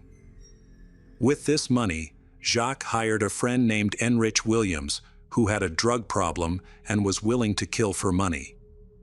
Enrich was worried that he could not handle a strong adult alone, so he brought in his friend Amantel Bareki to help him with the plan, and Enrich would share the proceeds with Amantel.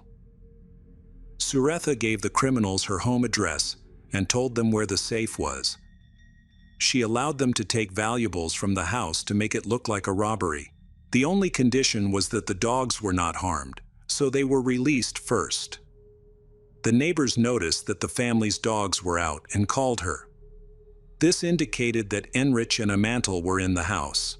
She then called her husband Leon to lure him into a trap. When he entered the house, one of the criminals hit him on the head with a baseball bat, while another attacked him with a knife, leaving him no chance to defend himself. Leon was stabbed 8 times and beaten with the bat several times. They then dumped his body in the swimming pool. After opening the safe, Amantel and Enrich found no cash, only securities, diamonds, and gold bars.